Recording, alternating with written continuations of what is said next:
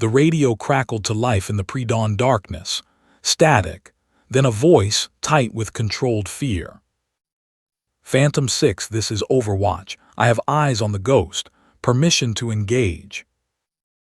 Silence stretched across the valley like a held breath.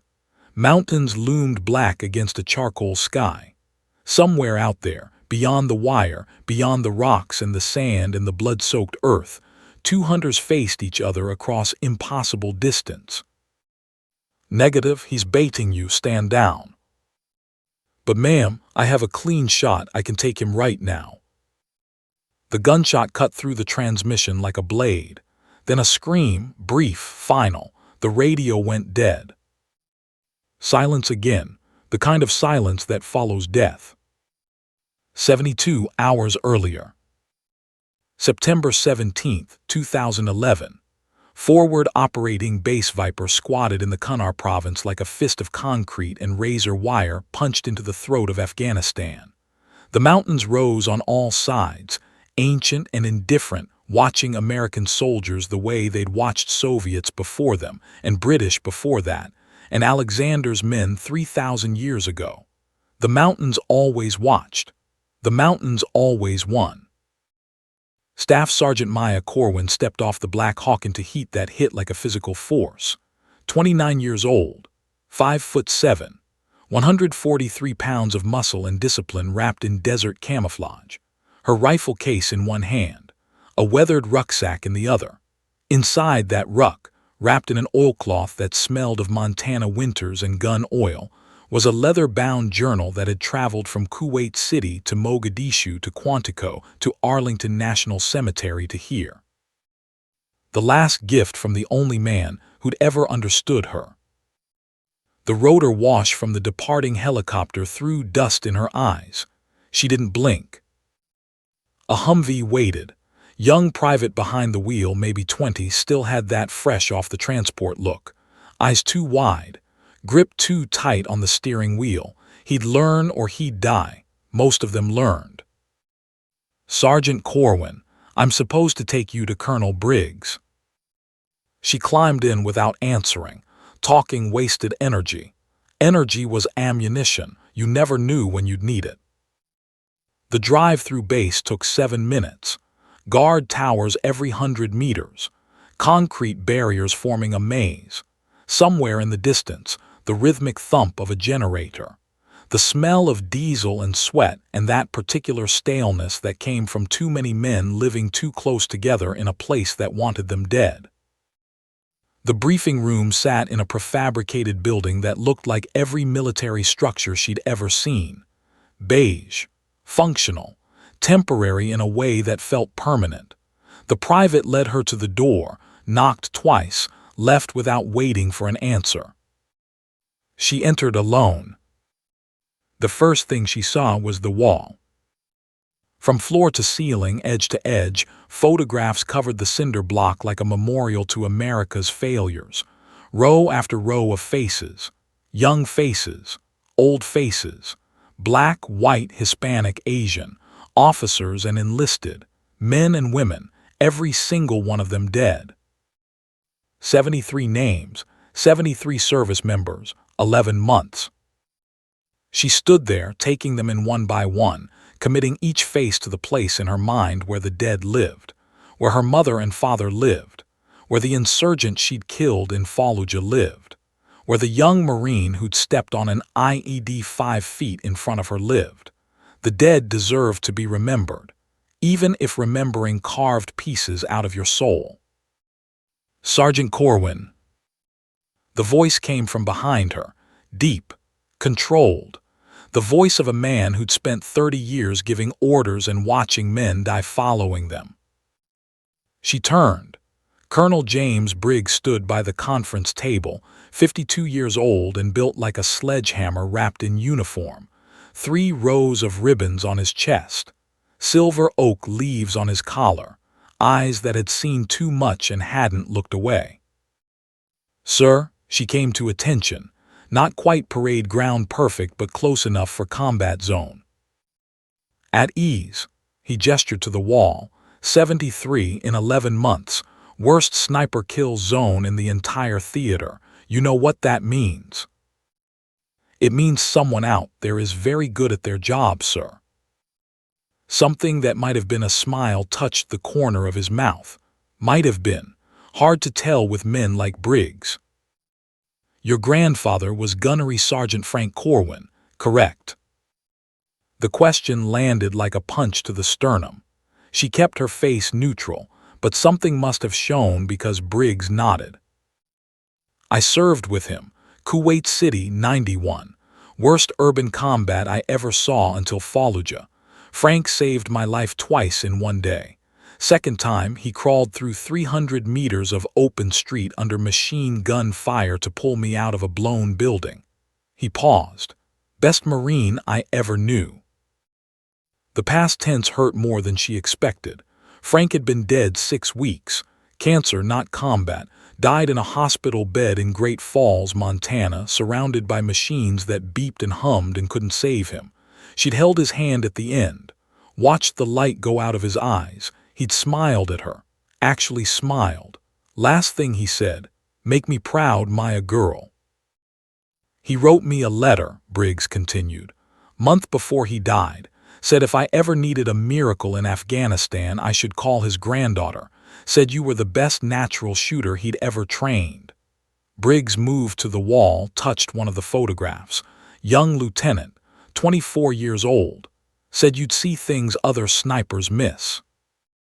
Sir, I'm just... Don't, the word cracked like a rifle shot.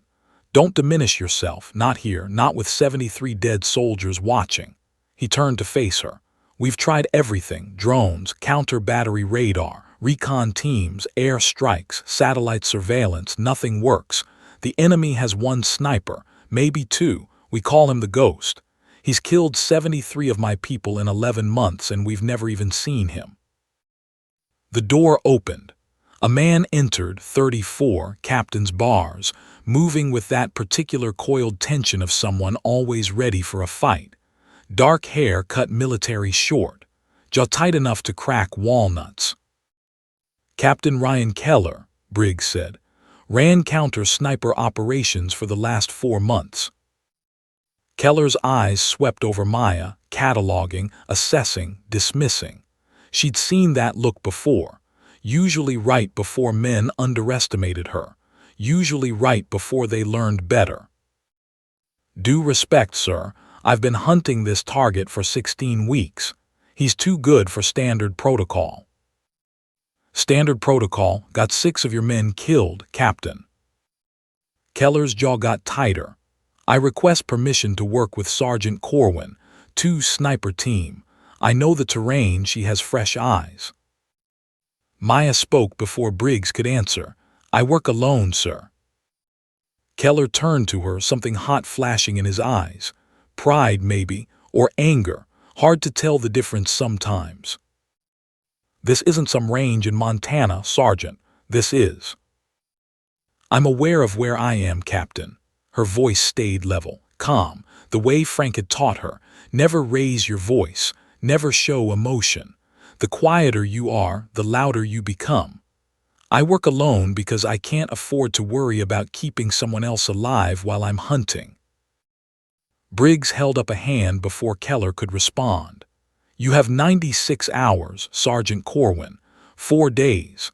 Find the Ghost or I'm leveling every ridgeline in this valley with high explosive. 4 days. 96 hours. 5,760 minutes to find a man who'd stayed invisible for 11 months. She'd worked with less. I'll need access to all after-action reports. Every engagement, every kill. Grid coordinates, time of day, weather conditions, patrol routes, everything. Lieutenant Chen will provide full intelligence support. Briggs nodded toward the door. A woman entered, 26, sharp features, sharper eyes, lieutenant's bars on her collar. Sarah Chen, S2, intelligence. She knows this valley better than anyone. Chen offered a brief nod. All business. Maya liked her already. One more thing. Briggs moved to a map on the wall. Kunar province spread out in contour lines and grids.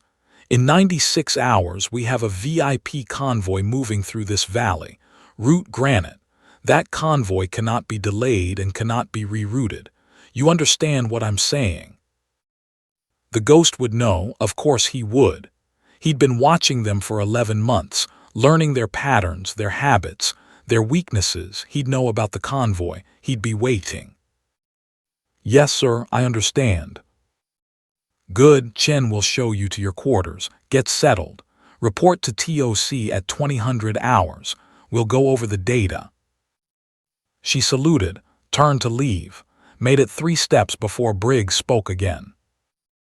Sergeant, Frank told me something else in that letter, said you had his gift, said you could read terrain the way other people read books, said you understood that sniping wasn't about pulling a trigger, it was about patience, about becoming part of the landscape, about knowing your enemy better than he knows himself.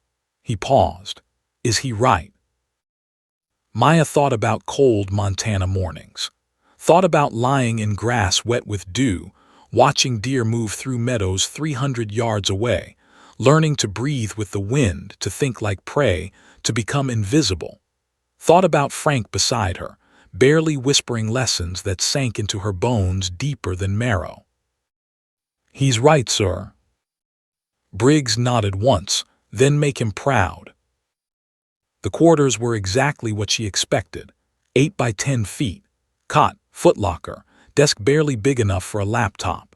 Plywood walls thin enough to hear conversations from neighboring rooms.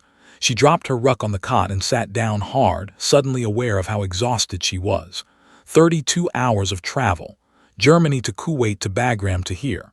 No sleep. No real food. Just coffee and adrenaline and the weight of 73 dead soldiers pressing down on her shoulders. She pulled the journal from her ruck, held it in both hands. Leather cover worn smooth from decades of use. Frank's handwriting on the first page, still sharp and clear despite the years. To Maya, if you're reading this in a war zone, you're where you need to be. She'd read this journal 100 times, 1,000, knew every word, every diagram, every hand-drawn map. But she opened it anyway because touching something Frank had touched made the loneliness a little less sharp. Trust your training, trust your instinct. And remember, the ghost is only invisible until he fires. Then he's just a man. Page after page of sniper craft, wind calculations, bullet drop charts, range estimation techniques, how to read mirage, how to account for the Coriolis effect, how to control your heartbeat so the pulse in your trigger finger wouldn't throw off the shot. Then on page 47, the map. She'd seen it before but never understood it. Hand-drawn, dated 1991, Kunar province, same valley, same ridgelines, same river snaking through the bottom like a vein carrying blood. Notes in Frank's tight script. Iraqi sniper here, Republican Guard. Killed 19 coalition soldiers in 6 weeks, February 91. Called him the Phantom. Took me 2 months to find him. A photograph fell out from between the pages. Color this time, edges faded with age. Frank, maybe 45 years old, standing in desert camouflage beside a destroyed building. Kuwait City. Behind him, other Marines. And on the ground, covered with a poncho, a body, Iraqi soldier, sniper rifle beside him. She flipped the photo over, Frank's handwriting on the back. The Phantom, trained by Soviet advisors, best I ever faced in the Gulf. He taught others. Some escaped north into the mountains. Something cold settled in her chest. Same valley, same tactics, 20 years apart. Coincidence? She didn't believe in coincidence. Her watch read 14:30, 5.5 hours until the briefing. She should sleep, should eat, should do all the things soldiers were supposed to do to stay sharp. Instead, she pulled out a notebook and started writing. Everything she knew, everything she suspected, everything that didn't make sense. 73 KIA in 11 months. That was 6.6 kills per month, roughly one every 4.5 days. Consistent, methodical, not the work of an opportunistic insurgent. This was someone with training, with discipline, with a system. She pulled out the photo again, studied Frank's face. 45 years old and already carrying the weight of men he'd killed. She was 29, had 13 confirmed kills from 2 tours in Iraq. Sometimes she woke up and could name all of them. Sometimes she couldn't remember their faces at all, didn't know which was worse. A knock on the door pulled her back to the present. Lieutenant Chen stood in the corridor, laptop bag over one shoulder. Thought you might want to get started early. I pulled all the AARs, 73 engagement reports, plus satellite imagery, weather data, patrol logs, everything we have. Maya gestured her inside. Chen sat at the desk, opened the laptop, and the room filled with the blue glow of a screen. Okay, first kill was October 9, 2010. Lance Corporal Davis. Morning patrol, Route Granite, 07:15 hours. Single shot, 680 meters, clear weather. Died before the medevac arrived. Chen clicked through files. Each one another name, another face, another family getting a flag and a folded uniform and a hole in their lives that would never fill. Patterns started emerging after kill 15. Always daylight, always clear visibility. Never at night, never in rain or fog. Range between 400 and 800 meters. Usually single shot, maybe 2, then nothing, like he vanishes. Maya leaned forward, studying the map on screen. Red dots marked each kill site. They clustered around 3 areas: Alpha, Bravo, Charlie. Ridgelines overlooking the main supply route through the valley. Rotating positions, she said. 3 primary sites, he cycles through them. How often? Chen pulled up a timeline. That's the weird part, not random. Every 9 to 11 days he moves. Alpha to Bravo to Charlie and back to Alpha, like clockwork. Which means he's following a pattern. Patterns can be predicted. We tried, bombed all 3 sites. He just moved somewhere else for a few weeks, then came back. It's like he knows we're watching. Maya studied the map. 3 sites, all elevated, all with overlapping fields of fire, all with multiple escape routes. Whoever the ghost was, he understood terrain, understood tactics, understood how American forces operated. Pull up the kill list again. I want to see the ranks. Chen sorted the data. The pattern jumped out immediately. 58 officers or senior NCOs, 15 junior enlisted.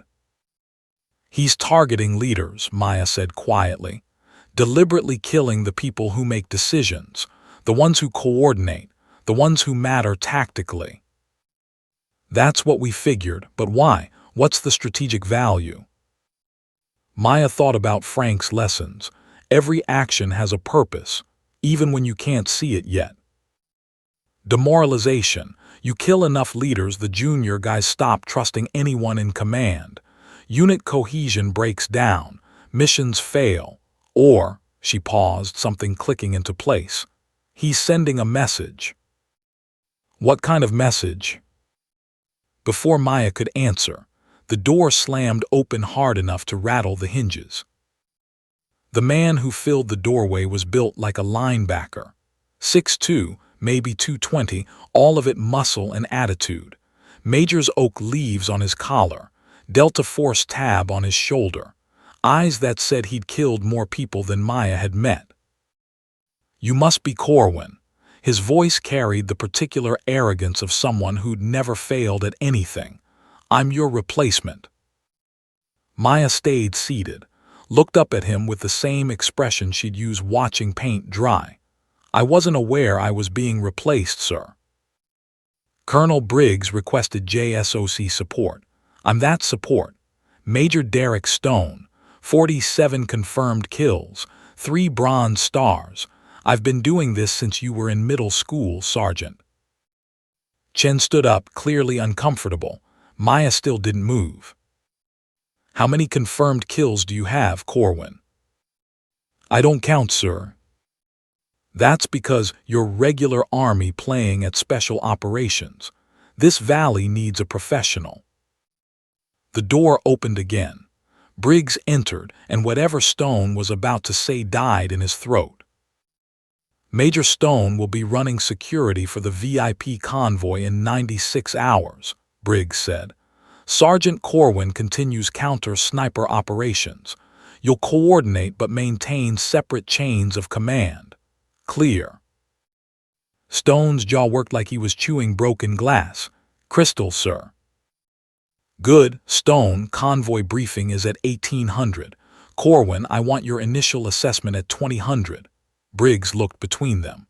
And let me be very clear, I don't care about egos. I don't care about service rivalries. I care about stopping the bleeding. 73 dead soldiers care about you working together. Are we understanding each other?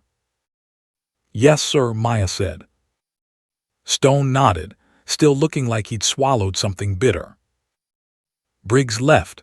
Stone stayed in the doorway, arms crossed. Let me give you some advice, Sergeant. The Ghost is setting up for that convoy. 3-man team, overlapping fields of fire, prepared positions. You drive route granite, you're driving into an ambush. What you should do is stay out of the way and let professionals handle this. Maya finally stood, moved to the map on Chen's laptop, studied it for 3 seconds, then looked at Stone. The Ghost has killed 73 people in 11 months, Major. Never been seen, never left evidence, never made a mistake. He's had multiple opportunities to hit convoys before and chose not to. So why now? Why this convoy? Stone blinked, clearly hadn't expected actual analysis. Because it's a high-value target, VIP means. It means he knows something we don't, which means you're walking into his game, not the other way around. She moved closer, had to look up to meet his eyes, but she'd been shorter than men her whole life. Learned early that height had nothing to do with power. I'll make you a deal, sir. You run your convoy however you want. I'll hunt the Ghost, and when your vehicles start taking fire, you'll be very glad I'm out there. Something flickered across Stone's face. Respect, maybe, or just recalculation. 18 hours, he said. You have 18 hours to eliminate the threat before my convoy moves. After that, I've got 30 soldiers whose lives depend on me, not you. Don't let us down. He left. Chen let out a breath she'd been holding. He seems nice. He's scared. Maya sat back down. That's good. Scared people are careful people. Careless ones are the ones who get soldiers killed. What do we do now? Maya pulled the journal back out, opened to the page with Frank's map, put it next to Chen's laptop screen. Same valley, same ridgelines, 20 years apart. Now we figure out what Frank was trying to tell me. They worked through the afternoon, cross-referencing engagement data with terrain analysis, weather patterns, time of day, patrol schedules, building a profile of the Ghost based on negative space, on what he didn't do as much as what he did. Never shot in adverse weather, which meant he relied on visual acquisition, not thermal or night vision. Never engaged at ranges beyond 800 meters, which meant he was confident in his weapon and skills, but not taking unnecessary risks. Never stayed in position after firing, always displaced immediately, which showed tactical discipline. Always targeted patrol leaders or convoy commanders, which showed intelligence gathering capability.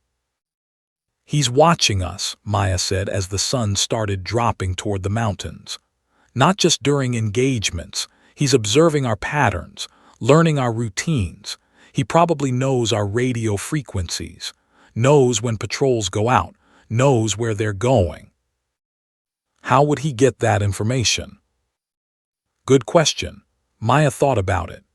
Either he's got someone on the inside feeding him intel or he's close enough to observe directly. My money's on observation. He's probably been watching this base for months. Chen pulled up topographical maps. From where? We've got eyes on every ridgeline within 3,000 meters. Then he's closer than that. The implication hung in the air. Closer meant visible. Visible meant vulnerable, unless. Maya pulled up satellite imagery from the past 6 months, zoomed in on the terrain around Fob Viper, studied every fold in the ground, every wadi, every rock formation. There, 1,200 meters northwest, a ridgeline that looked like every other ridgeline, but with one difference. A small plateau, maybe 40 meters across, with 3 large boulders forming a natural hide.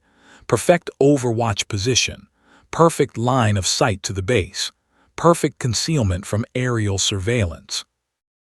That's where I'd be, she said, pointing. Close enough to watch, far enough to be safe, natural cover, multiple escape routes down the backside of the ridge. Chen studied it. We've patrolled that area, never found anything. Because he's only there when he needs to be. Rest of the time he's somewhere else. Probably has multiple hides scattered through the valley, rotates between them, never predictable, never routine. So how do we find him? Maya closed the laptop, looked at her watch. 19:45, 15 minutes until the briefing with Briggs.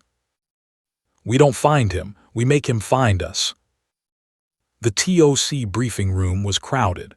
Briggs at the head of the table, Stone to his right looking like he owned the place, Keller to the left still radiating wounded pride, Chen setting up laptop and projector, half a dozen other officers and senior NCOs all wearing the same expression of exhausted frustration.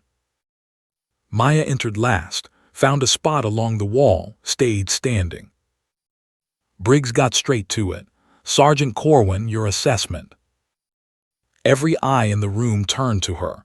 She'd spent her life being looked at, being assessed, being underestimated. Let them look, let them doubt, made it sweeter when she proved them wrong. The ghost is a trained sniper, former military, possibly Iraqi Republican Guard or Afghan National Army trained by coalition forces, age 45 to 60, working alone or with a small team of spotters. He's been observing this base for months, knows our patterns, our frequencies, our vulnerabilities. The 73 kills weren't random. They were part of a long-term campaign to degrade unit leadership and morale. Stone leaned back in his chair. We already knew all that. Did you know he's been here before? This valley. Same tactics were used in 1991. Iraqi sniper killed 19 coalition soldiers in 6 weeks using the exact same rotation pattern between 3 ridgeline positions. That got their attention. Even Stone sat up straighter. My grandfather, Gunnery Sergeant Frank Corwin, hunted that sniper. Took him 2 months, but he found him. Killed him. The Iraqi sniper had been trained by Soviet advisors who stayed after their withdrawal in '89. He'd been training local insurgents, teaching them advanced sniper craft. She pulled out the photograph, passed it to Briggs, watched his face as recognition hit. Christ, I remember Frank talking about this. The Phantom, right? He said it was the hardest hunt of his career. The Phantom had students. My grandfather's unit spent months hunting them down after they killed the instructor. They got some. Others escaped into the mountains. One of them was reported to be an Afghan volunteer, disappeared into Pakistan in '91. The room went very quiet. You think our ghost is? I think our ghost learned from someone who learned from the best. I think he's using tactics that are 30 years old because they work. And I think he knows exactly who I am. Briggs set the photo down carefully. Explain. Frank wrote me a letter, Told me if I ever faced a ghost sniper in Afghanistan using tactics similar to the Phantoms, I should remember that those students scattered across the region after the Gulf War. He tracked rumors, heard about an Afghan who trained resistance fighters against the Soviets in the 80s, then disappeared. Same valley, same tactics. She paused. Frank died 6 weeks ago. I deploy here 5 weeks later. First sniper of my skill level to enter this valley in 11 months. That's not coincidence. Stone shook his head. You're saying this guy has been waiting for you specifically. I'm saying he's been waiting for someone who might actually pose a threat, someone trained well enough to hunt him, someone who understands the craft. She looked at Briggs. Someone Frank Corwin would train. That's insane, Keller said. Why would he want that? Why not just stay hidden? Maya thought about Frank, thought about the way he'd talked about the Phantom, not with hatred, with respect. The respect one master gives another. Because after a certain point, being the best doesn't mean anything unless someone knows it, unless someone worthy enough recognizes it. She picked up the photo, looked at young Frank standing over his kill. The Phantom wanted to be beaten by the best. Our ghost wants the same thing. He wants to know if Frank Corwin's granddaughter is worthy of the legacy. The silence stretched, then Stone laughed, short, sharp, humorless. So what? We're dealing with some kind of sniper death wish. He wants you to kill him. I don't think he thinks I can. I think he's confident, disciplined, prepared.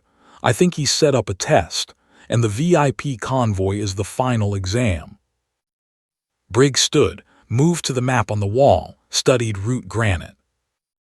Convoy leaves in 78 hours, 2300 minutes. Major Stone, your security plan. Stone pulled up tactical displays, showed vehicle spacing, air support protocols, QRF positioning. It was professional, thorough, exactly by the book.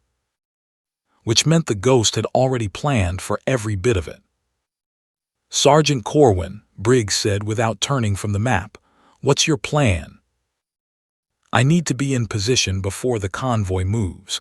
Observation post overlooking the most likely ambush point. Grid coordinates here.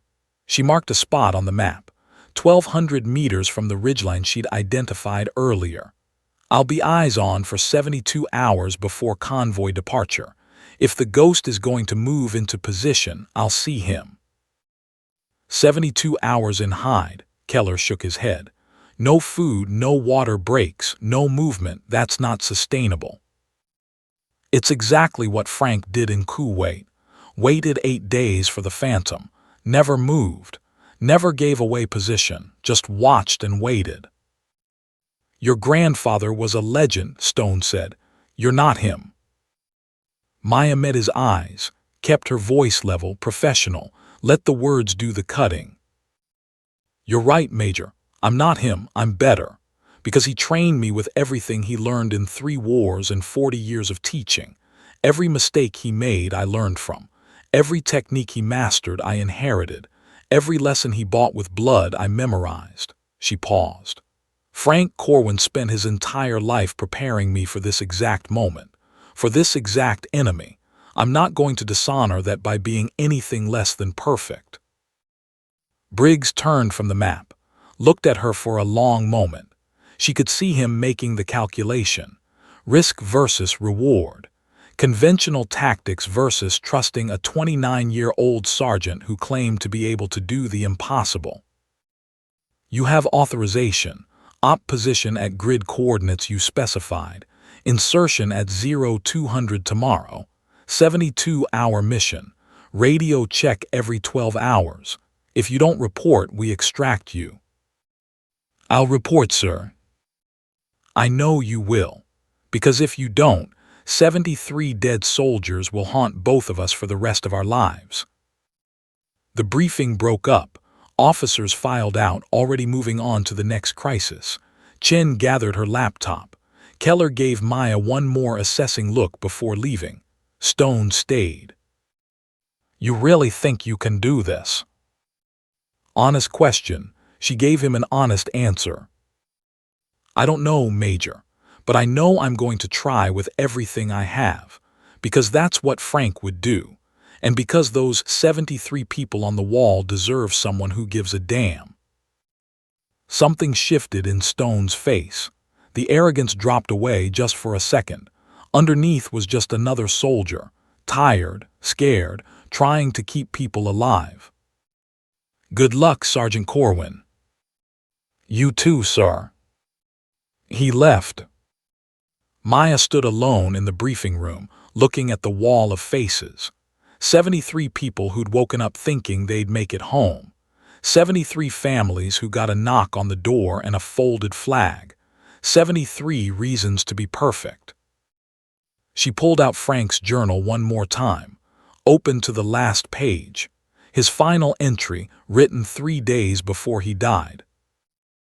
Maya, if you're reading this, I'm gone. Don't grieve too long. I had a good life, a good death, but I need you to understand something. Every shot I ever took, every man I ever killed was preparation for teaching you. You're the culmination of everything I learned, everything I believed, everything I hoped the next generation could be. The ghost is real. He's waiting, and he's going to test everything I taught you. Don't let him win because you're afraid. Don't let him win because you doubt yourself. The hunter who hesitates is the hunter who dies. Fire and vanish, Maya girl. Fire and vanish. Make me proud.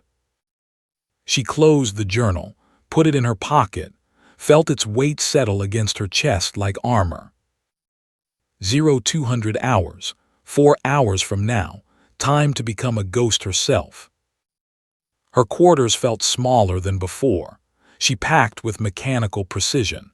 M2010 ESR sniper rifle, chambered in .300 Winchester Magnum, effective range 2,000 meters. She'd made kills at 1,800. Today might require more. Spotting scope, laser rangefinder, night vision optic, ghillie suit customized with local vegetation, 7 days of freeze-dried rations, 12 liters of water, medical kit, backup sidearm, 300 rounds of match-grade ammunition. And Frank's journal, always Frank's journal. She stripped the rifle down, cleaned every component, reassembled it in darkness, fingers moving on muscle memory, checked 0. Dry fired 20 times, felt the trigger break. 4 pounds, consistent, perfect. Someone knocked. Chen. Thought you might want company. Last hour before insertion usually sucks. Maya made space. They sat together on the cot, not talking, just existing in the same space. Sometimes that was enough. Can I ask you something? Chen said finally. Sure. Why do you do this, the sniper thing? Most people want to be infantry in the fight. You chose to be alone, watching, waiting. Why? Maya thought about Montana. Thought about being 8 years old when the state trooper came to the door. Car accident, both parents. Instant. No pain, they said, like that made it better. Thought about the foster homes, the group homes, the feeling of being invisible, unwanted, forgotten. Then Frank showing up. Old man she'd never met, who turned out to be her mother's father. Estranged for years over something that didn't matter anymore. Taking custody of an 8-year-old girl who didn't trust anyone. Teaching her to shoot, teaching her to be still, teaching her that invisible wasn't the same as powerless. I like the quiet, she said finally. And I like knowing that if I do my job right, other people get to go home. The loud guys, the infantry, they're important, but snipers, we change the math. 1 shot, 1 kill, 1 less threat. Clean, simple, honest. Chen nodded. Frank taught you that. Frank taught me everything. They sat in silence until Maya's watch read 01:30. Time. She stood, started pulling on gear. Chen helped with the ghillie suit, making sure the vegetation sat naturally, making sure nothing would snag or shine or give away position. 72 hours, Chen said. You really think you can stay that still for 3 days? Frank did 8 days once. Didn't eat, didn't drink, barely breathed, just waited for the phantom to make a mistake. On day 8, the guy came to a water source. Frank put a round through his chest at 340 meters. She checked her rifle one more time. If Frank could do 8, I can do 3. What if the ghost doesn't show? Then I'll learn something about him anyway. How he moves, how he thinks. Every piece of information makes him less of a ghost and more of a man, and men can be killed. The Humvee picked her up at 0155. Different driver this time. Older, quiet.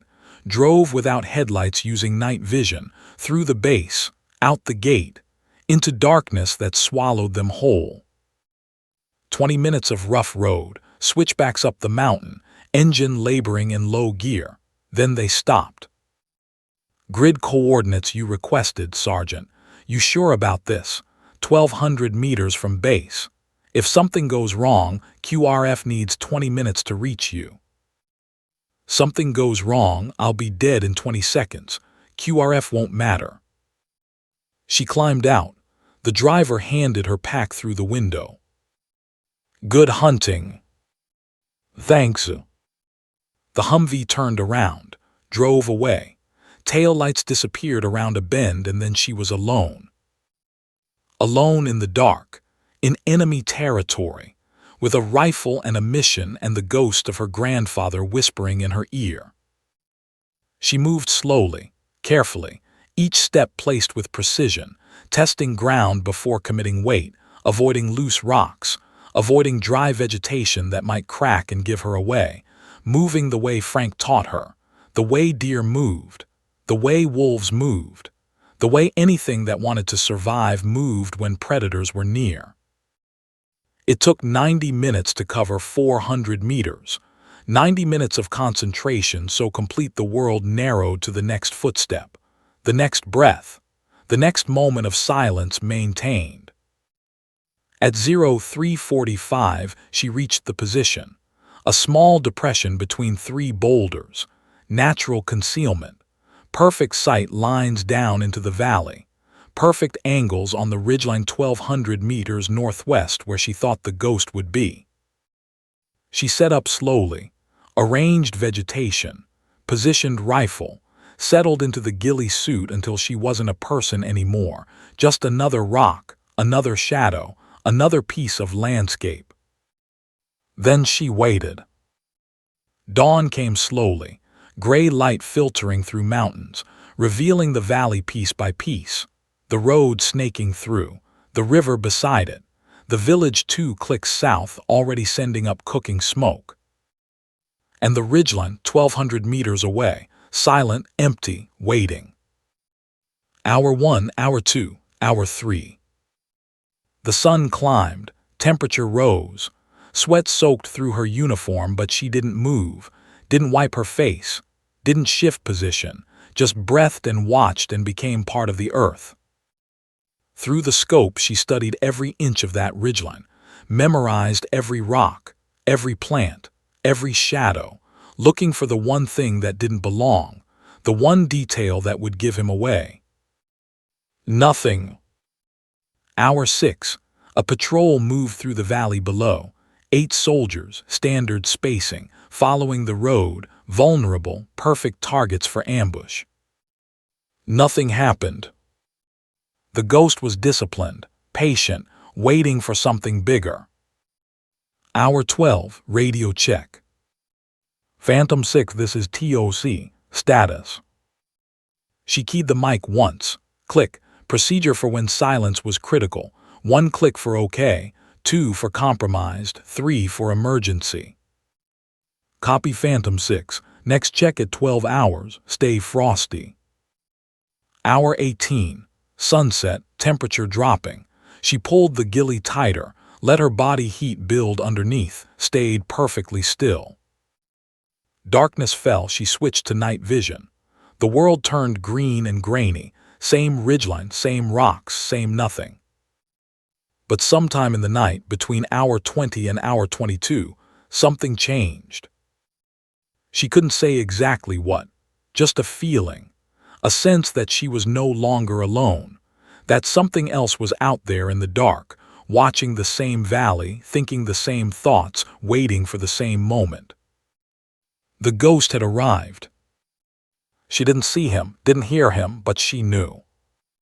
The way prey knows when a predator is near. The way the air feels different before a storm. Ancient instinct screaming at her across millions of years of evolution. Danger, threat, death.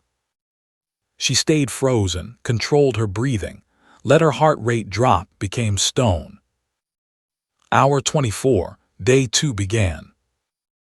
And somewhere out there in the darkness, the ghost waited too. Day 2, hour 27. The sun climbed over the eastern ridgeline like a judge ascending the bench.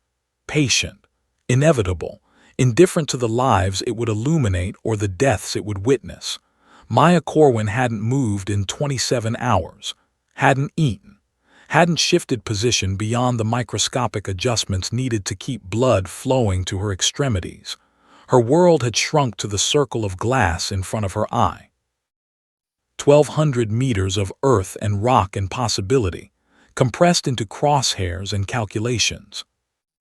The ridgeline across the valley remained empty, perfectly, suspiciously empty. But she knew. The way a deer knows the wolf is in the tree line, the way a rabbit knows the hawk is circling overhead. Ancient knowledge, coded into DNA long before humans invented language to describe fear. The ghost was there, watching, waiting, playing the same game she was, except he'd been playing it for 11 months and 73 kills, and he knew this valley the way she knew Frank's ranch in Montana. Her radio earpiece crackled, soft, barely audible even pressed against her ear canal. Phantom 6 TOC, 12-hour check. She clicked the transmit button once, still operational, still hidden, still hunting. Copy, weather update, clear skies forecasted through convoy window, QRF on standby. Major Stone requests your assessment of ambush probability. She clicked twice. High probability. The ghost wouldn't miss this opportunity. Too perfect. Too important. Whatever VIP was in that convoy, whatever made them worth the risk of running route granite through a kill zone that had claimed 73 lives, the ghost knew about it. Had to know. Which meant someone was feeding him information or he'd been watching the base long enough to read the patterns himself. Smart money was on the ladder. Understood. Stay safe out there, Phantom 6. The radio went silent. Hour 30. The temperature climbed toward 90. Heat shimmers rose from the valley floor, distorting distance, making range estimation treacherous. She watched the mirage, read the wind and how it bent light, adjusted her mental calculations. Wind from the northwest at 8 knots, gusting to 12. Temperature 87 degrees and rising. Humidity 21%. Barometric pressure dropping slightly. Every variable mattered. Every detail was the difference between a clean kill and a miss that got someone killed. Through the scope, a flash of movement, brief, gone before conscious thought could process it, but her subconscious had seen, had cataloged, had marked the location. 1,100 meters, northwestern quadrant of the target ridgeline, behind a cluster of 3 boulders that formed a natural hide, exactly where she would position herself if she were setting up an ambush. She didn't move, didn't react, just watched, waited. Let her breathing stay slow and deep and rhythmic, heartbeat dropping into the 40s, the state Frank called combat meditation, where time stretched, where the world slowed down, where impossible shots became merely difficult. Another flash, metallic, sunlight reflecting off glass or metal, scope lens, rifle barrel, something man-made in a landscape of stone and dirt. There. Not one shooter, 3. The math clicked into place with brutal clarity. Primary sniper in the center position. 2 spotters flanking, maybe 50 meters apart. classic triangle overwatch formation. Soviet doctrine refined by Iraqi Republican Guard taught to insurgents across the Middle East, overlapping fields of fire, mutual support. If she engaged one, the others would triangulate her position within seconds. Return fire would follow within 5. She'd be dead before her brass hit the ground. But now she knew the layout, knew the distances, knew that the ghost wasn't working alone, which changed everything. A lone sniper was predictable, followed patterns, made individual decisions. A team coordinated, communicated, adapted. The question was whether they'd seen her. Hour 32. Still no indication of compromise. No shots, no repositioning, no radio chatter that she could hear on the frequencies Lieutenant Chen had given her, the ones they'd intercepted from previous engagements. Either they hadn't spotted her or they were patient enough to wait for a better opportunity. She bet on the latter. The ghost hadn't survived 11 months by being careless. He'd seen her, or suspected, was waiting to see what she'd do, whether she'd break discipline and move, whether she'd call in air support and give away the game, whether she'd do anything that confirmed she was what he thought she was. So she did nothing. Hour 36. Her back screamed, muscles locked in position for a day and a half, begging for movement, for relief, for anything except this sustained agony. She ignored it. Pain was information. Information could be dismissed. Frank had taught her that in Montana winters, lying in snow until her fingers went numb, until her teeth chattered so hard she thought they'd crack, teaching her that comfort was the enemy of excellence. That the sniper who prioritized feeling good over mission success was already dead. The ghost who moves first loses, Frank had written. The ghost who endures wins. Hour 40. Movement in the valley below. A patrol, 8 soldiers, standard dispersal, moving along Route Granite toward Checkpoint Delta. Young men probably counting down days until they went home, thinking about girlfriends and cold beer and anything except the fact that they were walking through a graveyard where 73 of their brothers had died. She watched the ghost's position, watched for muzzle flash, for the telltale drift of propellant gases, for anything that would indicate he was engaging. Nothing. The patrol passed safely, continued north, disappeared around a bend in the road. The ghost had let them go. Easy targets, perfect conditions, clear sight lines, but he'd held fire. Which meant he was waiting for something bigger. The convoy. Hour 44, radio check. Phantom 6 TOC, status. 1 click. Copy, convoy departs in 28 hours. Stone wants to know if you've acquired the target. She clicked 3 times. Enemy located but not engaged. The signal they'd agreed on for contact without compromise. Silence for 5 seconds. Then Chen's voice, careful and controlled. Understood, can you mark the position? Maya pulled her laser designator from her pack, moved with glacial slowness, painted the target ridgeline with invisible infrared light that would show up on satellite imagery and drone feeds. Let it linger for 3 seconds. Killed the laser. TOC has the mark. Coordinates received. Stone is requesting permission to call airstrike. She clicked the transmit button 4 times rapidly. Negative. Abort. Bad idea. Phantom 6 explain. She couldn't, not without breaking radio silence, not without giving away her position to anyone monitoring frequencies, but Stone needed to understand. An airstrike would kill the spotters. Maybe, probably, but the ghost would see it coming, would displace before the ordnance arrived. And then he'd know they'd found him, would change positions, change tactics, become even harder to find. Better to know where the snake was than to chase it blind through tall grass. She clicked once, then twice, then 3 times in sequence. The pattern Chen would recognize as stand by for further instruction. Hope Chen was smart enough to interpret that as trust me. Copy Phantom 6. Stone is not happy, but Colonel Briggs is overruling. You maintain observation. Alert us to any changes. Next check in 6 hours. Hour 48. Second sunset from the hide.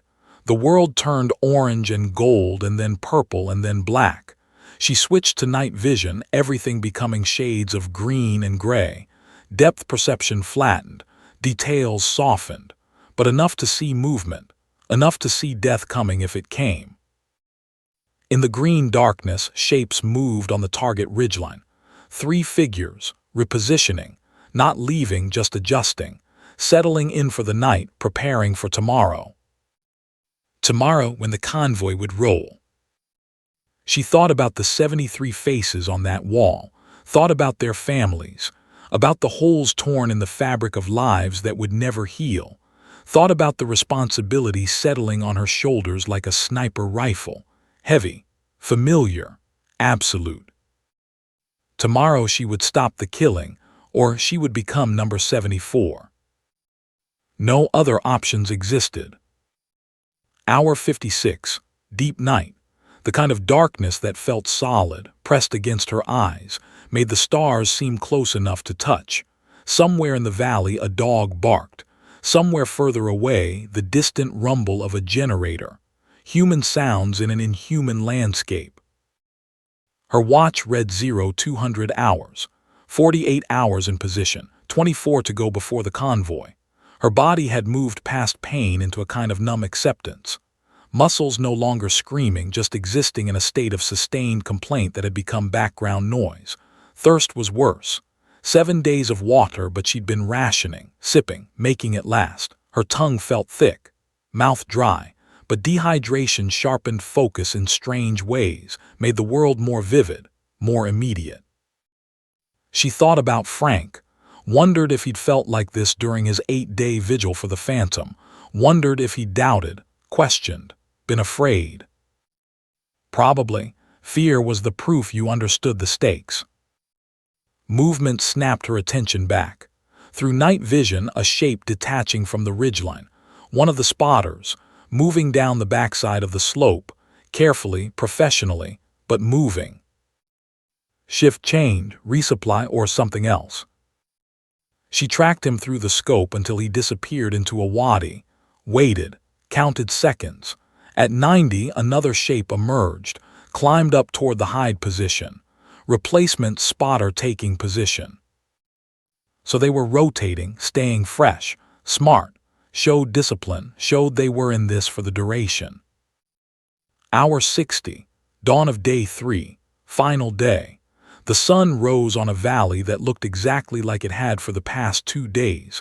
Same rocks, same sand, same thin hope that somehow this would end without more blood soaking into soil that had already drunk oceans of it. The convoy would depart Fob Viper at 1400 hours, 2 p.m. 6 hours from now. Stone's briefing had laid it out. 6 MRAPs, mine-resistant ambush-protected vehicles, 24 soldiers, 1 VIP whose identity was classified so deep that even Briggs didn't have full clearance, some Pentagon brass or State Department suit coming to see the war up close, make decisions from a position of profound ignorance about what those decisions actually meant. Route Granite was the only viable path, 12 kilometers through the valley, estimated travel time 47 minutes, 47 minutes of vulnerability, 47 minutes where the ghost could turn a political visit into an international incident. Unless Maya stopped him. Hour 64, radio check. Phantom 6, convoy departs in 2 hours. Major Stone requests final threat assessment. She studied the ridgeline, 3 shooters, primary and center spotters flanking. Range to her position 1,200 meters. Range from their position to Route Granite approximately 900 meters. Overlapping fields of fire covering a 2-kilometer stretch of road. Perfect kill box. Textbook ambush site. She clicked 3 times. High threat, extreme danger, expect contact. Understood. Stone acknowledges. Briggs wants to know if you can neutralize the threat before convoy enters kill zone. The question hung in the air like a challenge, like a prayer, like the last hope of 24 soldiers who didn't know they were driving into a trap. Could she? 1,200 meters to targets, 3 of them, moving, coordinated, combat experienced. She had 1 rifle, 1 opportunity, maybe 2 seconds before they returned fire, 3 if she was lucky. Frank's voice in her head, confidence is good, overconfidence is fatal, know the difference. She clicked twice, negative, cannot guarantee neutralization. Silence. She could imagine the reaction in the TOC.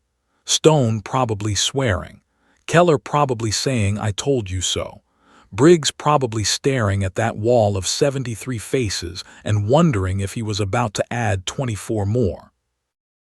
Then Chen's voice, steady, calm.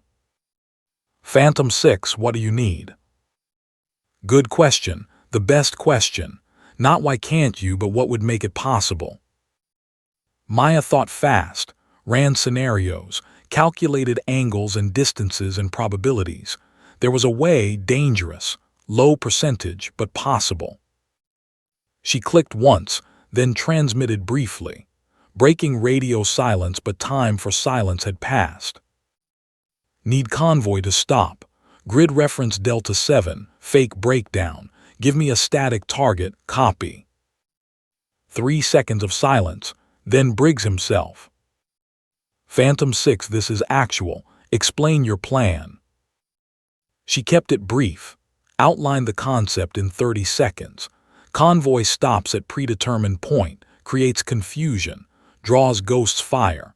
In that moment of distraction, when all 3 shooters are focused on the valley below, she'd have a 2-second window, maybe 3, enough to take the primary sniper, maybe 1 spotter if she was fast enough. That leaves 1 hostile active, Briggs said. Yes, sir, but 1 shooter without coordination is manageable, 3 working together is not. You're asking me to use my convoy as bait. I'm asking you to give me the best chance to bring your people home alive, sir. More silence. She could hear background noise, voices. Stone arguing, someone else, probably the VIP security detail, objecting strenuously. Then Briggs again. Approved. Convoy will fake mechanical failure at grid reference Delta 7. You'll have your window. Make it count, Sergeant Corwin. Yes, sir. And Maya, first time he'd used her first name. Frank would be proud, good hunting. The radio went silent. Hour 68, 2 hours until convoy departure. She used the time to prepare, checked rifle 0 again, dry fired, felt the trigger break, 4 pounds, consistent, muscle memory taking over, calculated range to primary target, 1,180 meters, calculated wind drift, calculated bullet drop, calculated Coriolis effect from the rotation of the Earth itself, every variable measured, every factor accounted for. Then she waited. Hour 70, movement in the valley, the convoy, 6 MRAPs rolling out of Fob Viper in formation, dust plumes rising, vulnerable, obvious. Exactly the kind of target the Ghost had been killing for 11 months. She watched the ridgeline, watched the 3 shooters react, saw them shift, adjust, prepare. The primary sniper settling into position, spotters calling wind and range, professional, experienced, deadly. Her finger found the trigger, not pulling, just resting, feeling the weight. The convoy moved along route granite, 10 minutes, 15, approaching the predetermined point, grid reference Delta 7, where the road curved around a large boulder, where sight lines from the ridgeline narrowed, where a stopped vehicle would be a perfect target. 20 minutes. The lead MRAP slowed, stopped, hazard lights flashing. The universal signal for mechanical problem, soldiers dismounting, gathering around the vehicle, perfect targets, clustered, stationary, exactly what the ghost had been waiting for. She watched him through the scope, watched him settle, watched his breathing slow, watched everything go still the way it does in the second before a shot. Then he fired. The sound reached her half a second after she saw the muzzle flash. Physics of distance, speed of sound versus speed of light. The bullet was already downrange, already covering 900 meters, already finding its target.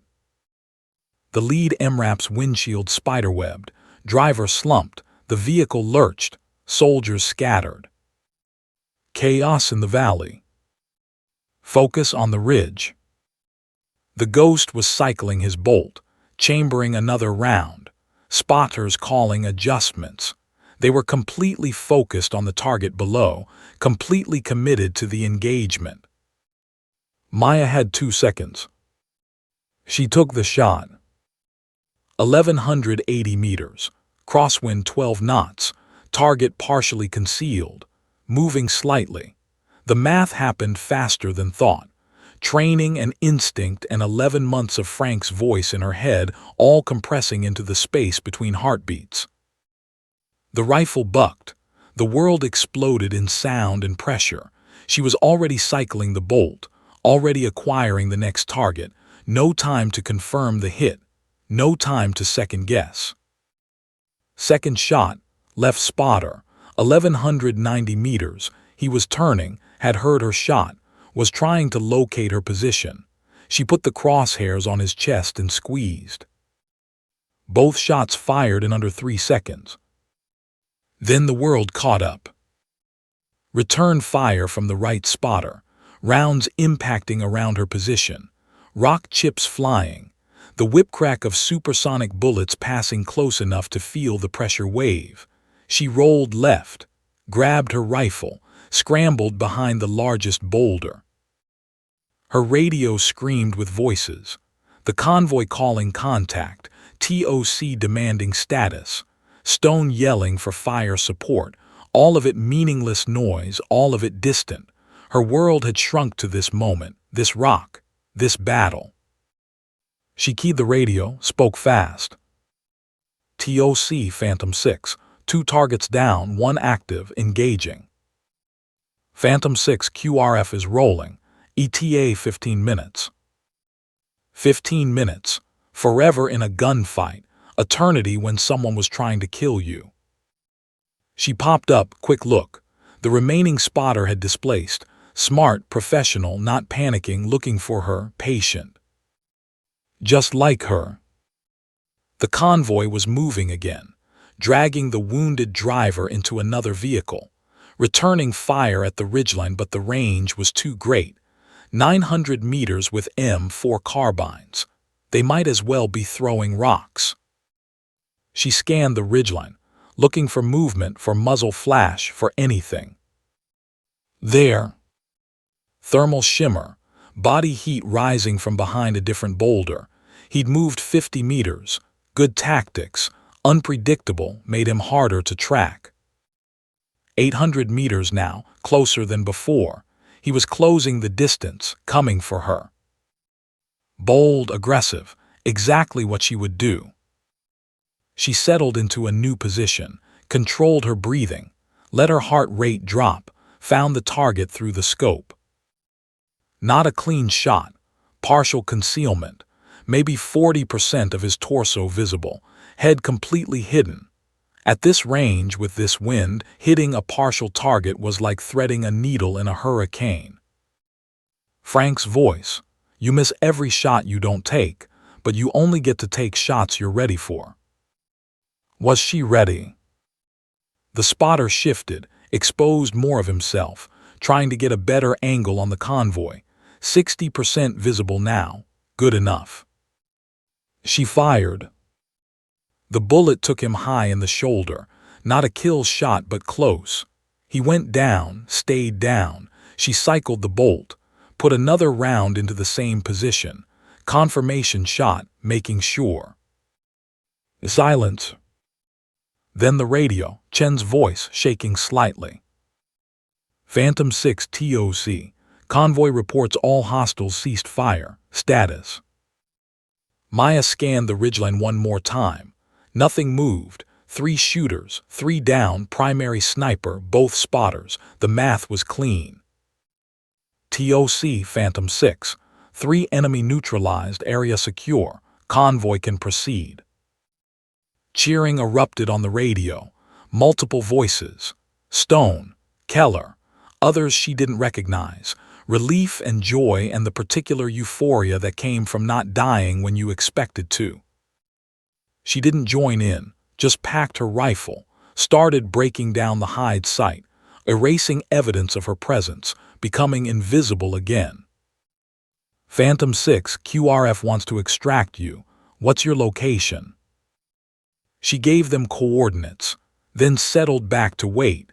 The sun was dropping toward the western mountains, long shadows stretching across the valley, beautiful, peaceful, completely at odds with the violence that had just ended. 15 minutes later, Humvees arrived.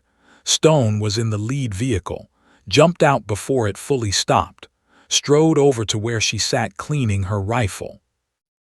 Sergeant Corwin, he looked different, younger somehow, less arrogant. That was the most insane piece of shooting I've ever witnessed. Thank you, sir. 1,180 meters, moving target, partial concealment, first round hit. He shook his head. Your grandfather trained you well. He trained me perfect, sir. There's a difference. Stone laughed, actually laughed. Yeah, I'm starting to see that. He offered his hand. I owe you an apology. I underestimated you. She shook his hand, firm grip, honest. Most people do, sir. I'm used to it. Well, you made a believer out of me, made a believer out of everyone in that convoy. He gestured to the vehicles. VIP wants to meet you. Thank you personally. That's not necessary, sir. It wasn't a request, Sergeant. The VIP climbed out of the third MRAP. Male, 50s. Suit and tie somehow still crisp despite the dust and heat. Expensive haircut. Politician's smile. He approached with his hand extended. Sergeant Corwin, General Marcus Holt, JSOC commander. She came to attention, saluted. He returned it, then shook her hand. Remarkable shooting. Truly remarkable. Stone tells me you prevented what could have been a catastrophic incident. Just doing my job, sir. Frank Corwin's granddaughter, he wrote me about you, said you had a gift, said you saw things others missed. Holt studied her. He was right. Something in his tone, something beneath the praise. She couldn't identify it, but her instincts prickled. Did you know my grandfather, sir? I did. Fine Marine, finer man. His death was a loss to us all. Holt glanced at the ridgeline. I'd like to inspect the scene, confirm the kills. Would you accompany me? Of course, sir. They took 2 Humvees up the backside of the ridge. 15-minute drive over terrain that probably hadn't seen vehicles in years. Rocks, ruts, steep grades that made the engine scream, but they made it. The hide site was exactly where she'd marked it. 3 boulders forming a natural triangle, professional setup, disciplined, everything she'd expected. Except for the bodies. There was only one. The primary sniper, lying face down in the dirt, her first shot, clean entry wound between the shoulder blades, exit wound the size of a fist. He died instantly, no question. But the 2 spotters were gone. Stone saw at the same time she did. Weapon came up, scanning, alert. Where are they? You said 3 down. I hit 3 targets, primary confirmed kill, both spotters hit, 1 center mass, 1 shoulder. Well, they're not here now. Maya moved to the positions where the spotters had been, found blood, not much, a few drops in the dirt, drag marks leading down the backside of the ridge. Someone had extracted them, while the convoy was regrouping. While she was breaking down her hide, someone had come up here and pulled the wounded out. They had support, Holt said quietly. More than 3 shooters. The others stayed back, observed. When things went wrong, they extracted the casualties. Maya's stomach went cold. Not 3 shooters, maybe 5, maybe more, a whole team, and she'd only seen 3. The ghost was smarter than she'd thought. Stone was on the radio, calling it in, requesting air support to search the area, medevac for the convoy driver who'd been shot, Briggs demanding a full debrief. Maya knelt beside the dead sniper, older than expected, maybe 60, weathered face, hands calloused from decades of hard work, traditional Afghan dress, but the weapon beside him was anything but traditional. Dragunov SVD, Soviet-era sniper rifle, 7.62 mm, accurate to 800 meters in the right hands. These appeared to be the right hands. The rifle was well maintained, customized, stock adjusted, scope professional grade. This man had known his craft. She searched his pockets, found nothing, no identification, no papers, nothing.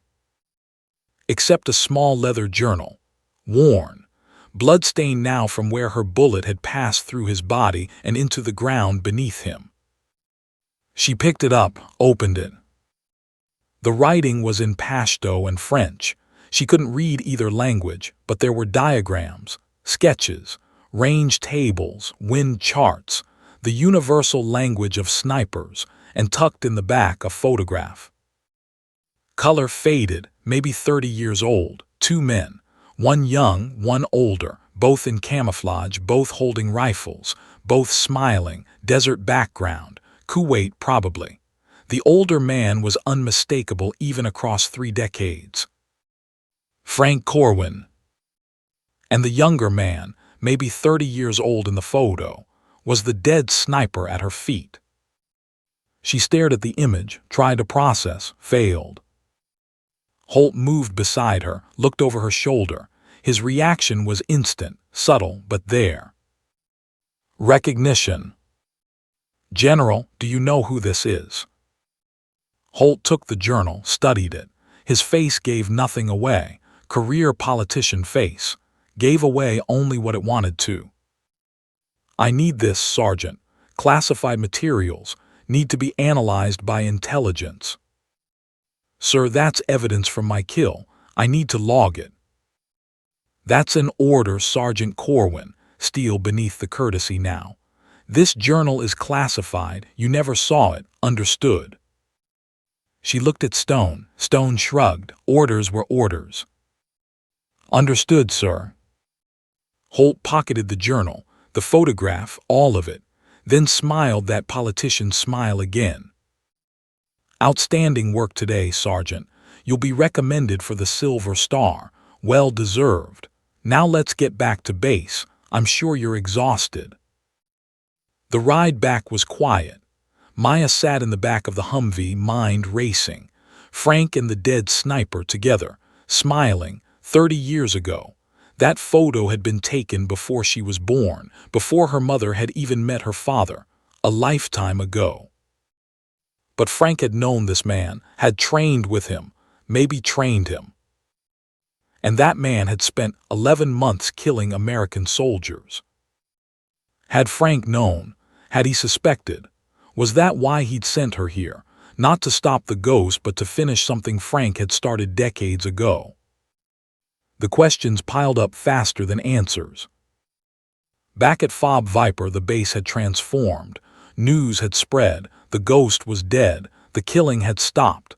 73 soldiers avenged. People were celebrating. Actually celebrating. Music playing from someone's speaker. Laughter. The particular relief that came from believing the danger had passed. She went to her quarters, shut the door, sat on the cot and pulled out Frank's journal, the one he'd left her, opened to the page with his map of Kunar province from 1991. Stared at it, really looked at it. Not just the ridgelines and grid coordinates, but the notations in the margins. Saw things she'd missed before, dates, names, one name in particular. Kazmi, student, best natural shooter I ever trained. Disappeared Pakistan 1991. God forgive me. God forgive me. What had Frank done? What had he trained this man to do? And why was Holt so interested in keeping it classified? A knock on the door. She closed the journal, opened the door. Lieutenant Chen stood there with her laptop, face serious. We need to talk, somewhere private. They walked to an empty Connex container on the edge of base, locked themselves inside. Chen opened the laptop. I ran the dead sniper's photo through facial recognition. Had to go through unofficial channels because Holt classified everything. But I got a hit. She turned the screen. File photo. Official. Military ID from decades ago. Rashid Kazmi, born 1954, Kunar Province. Recruited by CIA in 1985 to fight Soviets. Code name Talon 7. Trained in Pakistan by American advisors. Participated in 47 operations against Soviet forces. Commendation equivalent from Mujahideen Command. And look who his primary trainer was. Chen clicked to another file. Another photo. Younger man in uniform, captain's bars. James Briggs. Enlisted as assistant trainer. Gunnery Sergeant Frank Corwin. The world tilted. Maya sat down hard on an ammunition crate. Frank and Briggs trained the Ghost.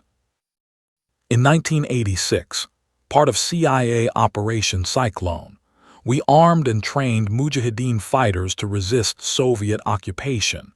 Kazmi was one of the best, but here's where it gets interesting. Chen pulled up another file. 1989.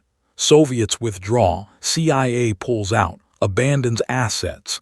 Kazmi requests extraction for his family. Wife, 2 daughters, promised American citizenship. File shows request was denied.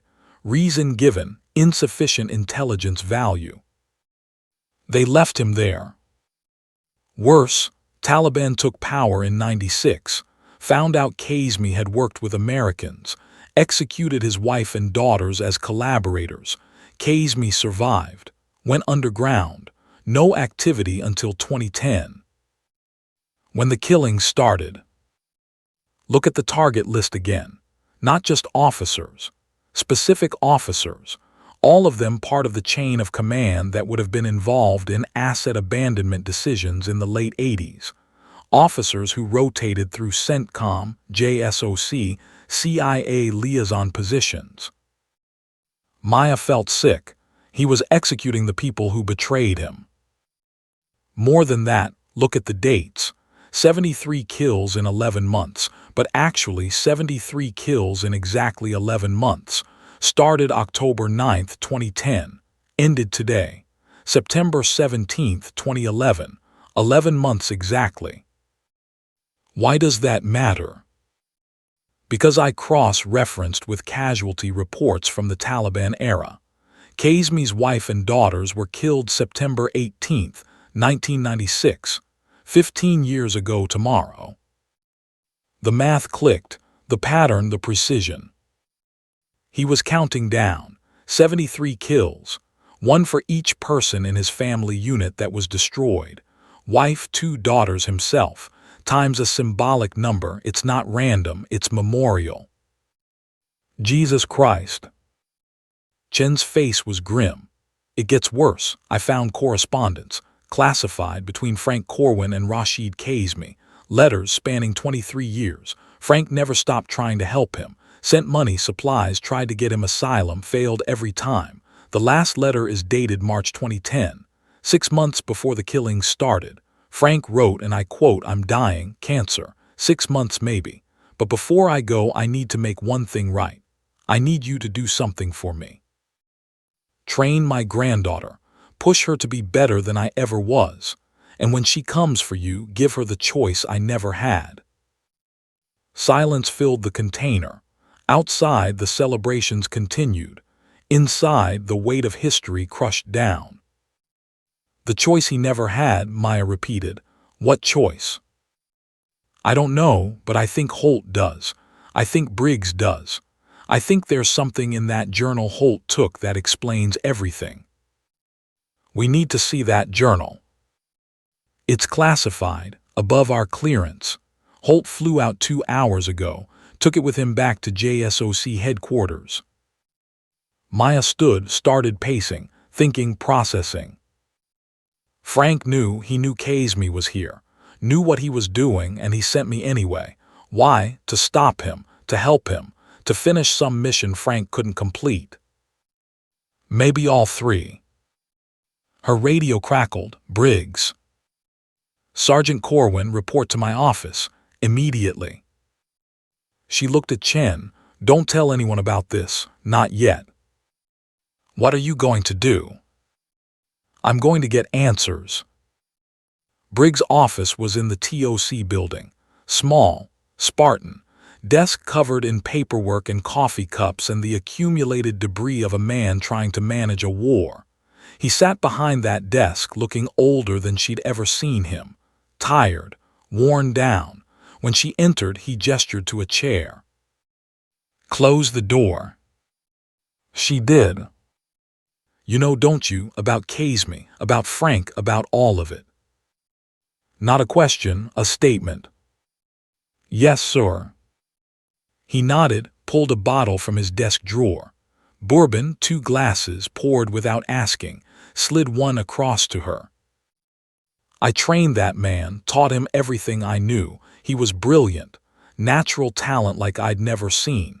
Frank said he was the best student he'd ever taught, better than you, even. Why are you telling me this, sir? Because you deserve to know the truth, and because in about 5 minutes, someone from JSOC is going to arrive and classify this entire incident beyond your reach. But before that happens, you need to understand what Frank was trying to do. He drank, she didn't. Operation Cyclone was sanctioned, legal. We were helping freedom fighters resist Soviet occupation. Noble cause, clear enemy. But when the Soviets left, we cut and ran, left people like Kazmi to face the consequences. Frank never forgave himself for that. Spent 20 years trying to make it right, trying to get Kazmi asylum. Protection for his family, failed every time. Bureaucracy, politics. Nobody cared about promises made to brown people in a country we'd already forgotten about. So Kazmi started killing people. Not people, specific people, officers who'd been part of the abandonment decision chain. Took him years to track them all down, years to plan. Then he executed his plan with the precision we taught him. Briggs met her eyes, and Frank let him. What? Frank knew 19 months ago. Kazmi contacted him, said what he was planning, asked for Frank's blessing. Frank could have reported it, could have stopped it. Instead, he gave Kazmi information, helped him identify targets, helped him hunt the people who'd betrayed our promises. Maya's hands clenched. That's treason. That's justice, depends on your perspective. Briggs finished his bourbon. But Frank also knew it couldn't continue forever. Knew eventually someone would stop Kazmi, so he made a deal. Told Kazmi he'd send the one person who could actually beat him, his granddaughter. The culmination of everything Frank had learned in 3 wars and 40 years of teaching. He told Kazmi, when she comes, you test her, you push her. And if she's good enough, if she's worthy, you let her win. Let me win, those shots were exactly where Kazmi wanted you to take them. He knew your hide position, knew your range, knew your capabilities. He presented himself as a target at the precise moment and location that would give you the best possible shot. He died the way he wanted to die, in combat, against a worthy opponent, the granddaughter of the man who taught him everything. The room spun. Maya gripped the armrests of her chair. Why would he do that? Because Frank promised him something better than revenge. legacy. Casey's family died forgotten, erased. Frank promised their names would be remembered, that their sacrifice would mean something. And the way to do that was to make sure the best sniper Frank ever trained defeated the second best, made you legendary, made Casey's choice to face you matter. That's insane. That's war. We make meaning from madness because the alternative is accepting that none of it matters at all. Briggs leaned forward. Frank died believing he'd failed Casey, failed those promises. This was his way of making it right, of giving Casey an honorable death, of giving you a test that would prove everything Frank believed about you, and of stopping the killing before it claimed more lives that didn't deserve it. The other shooters, the ones who extracted the wounded spotters, who were they? Casey's sons, both in their 20s, trained by their father. They'll fade back into the population now. Return to their lives. The killing is over. That was the deal. Casey faces you alone. Win or lose, the campaign ends. Maya stood, needed to move, needed to process. And Holt, what's his role in this? Holt was the JSOC liaison in '89 who recommended abandoning the Afghan assets. He spent his career burying that decision.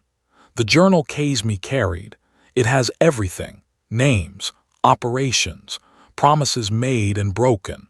Holt needed it destroyed, needed this whole incident classified and forgotten. So he gets away with it. He got away with it 30 years ago, Maya. This is just cleanup. And I'm supposed to accept that. Accept that I was manipulated into being part of Frank's redemption story. That 73 soldiers died so Frank could feel better about broken promises. Briggs stood too, met her anger with calm certainty. Those 73 soldiers didn't die. That's the point. Check the records yourself. Operation Last Shot. Classified JSOC training program, $2.3 million. Frank's life savings. 73 volunteers wearing body armor. Non-lethal training rounds. Fake blood packs. The most intensive counter-sniper course ever created. The words hit like hammer blows. They're alive. All 73. At Walter Reed. Part of a program to train the next generation in counterinsurgency operations. Maya sat back down, stood up, sat down again, the world refusing to make sense. Alive. Every single one. Frank created an impossible scenario, a ghost sniper who couldn't be caught, couldn't be stopped, designed to push you past every limit, and you did it. You found Casey, you made the shots, everything before was preparation. The convoy today, that was real. Holt was a real target. If Casey had wanted him dead, he could have done it. But he didn't, because the deal was test the girl, then face her honorably. He kept that deal, died keeping it. Why? Because Frank knew the future. Knew warfare would become precision, individual excellence under impossible pressure. He wanted to create the perfect sniper, mentally unbreakable. And he proved it. Before she could respond, the door opened. 2 men in civilian clothes, government credentials, hard faces. Colonel Briggs, Sergeant Corwin, we're here to debrief the incident and secure all classified materials. Briggs stood. She knows everything relevant. We'll determine what's relevant. Sergeant Corwin, you're confined to base pending investigation. Discussion of any details constitutes violation of the Espionage Act. Clear. Maya looked at Briggs. He nodded slightly. Crystal clear. Good. Debrief begins in 1 hour. They left. Maya waited until the door closed. What happens now? Now you decide if you can live with the truth. If you can be the weapon Frank believed you could be while keeping promises he couldn't keep. She thought about the wall of faces, about them being alive, about 73 families who knew their children were safe, about Frank's final lesson. The hunter who moves first loses, unless moving first means creating something that outlasts you. I can live with it, she said quietly, but I need one thing first. What? I need to see them. The 73 need to know they're really alive. Briggs pulled out his phone, made a call, spoke briefly, hung up. Transport to Walter Reed leaves in 6 hours. You'll have 30 minutes before the JSOC debrief. That's enough. She left his office, walked through the celebrating base, past soldiers who didn't know the truth, past memorials to a fiction that had saved lives. In her quarters, she opened Frank's journal one final time. Read the last page.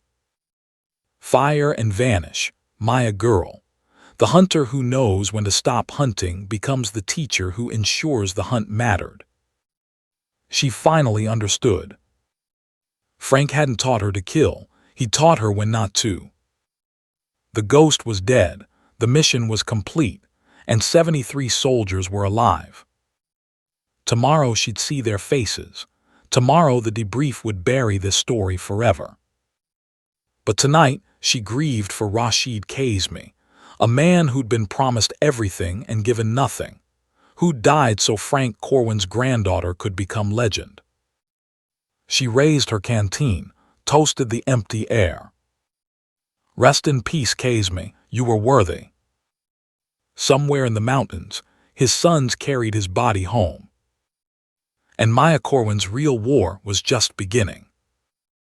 The C-130 transport climbed through Afghan airspace like a wounded bird clawing for altitude.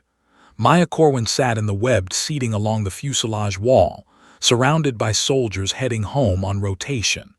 Kids, most of them, 20 years old with eyes that had seen 40 years of life compressed into 12-month deployments. They laughed, told stories, pretended the war hadn't marked them in ways that would take decades to surface. She didn't join in, just sat with Frank's journal in her lap and watched the mountains disappear beneath clouds. Somewhere down there, Rashid Kazmi's sons were burying their father, mourning a man who'd spent 15 years planning revenge and then chose honor over hatred at the end, chose to die facing the granddaughter of the man who'd taught him everything. The math still didn't balance. 73 soldiers alive, Kazmi dead, Frank's legacy secured, Operation Last Shot complete, success by any tactical measure. But the weight in her chest suggested success was more complicated than mission accomplished. 6 hours later, Andrews Air Force Base. Maryland autumn, crisp and golden, so different from Afghan heat it felt like stepping into another dimension. Another Humvee, another driver who didn't talk. 40-minute drive through D.C. suburbs to Walter Reed National Military Medical Center. The hospital rose like a monument to American promises. Heal the wounded, honor the sacrifice, bring everyone home. She wondered how many of those promises had been kept, how many had been broken the way promises to Kazmi had been broken. Lieutenant Chen met her at the entrance. Somehow Chen had beaten her here. Military logistics magic. They're waiting in conference room C, all 73. Briggs cleared it with hospital administration. You have 30 minutes before JSOC arrives for the debrief. 30 minutes to meet 73 people who are supposed to be dead.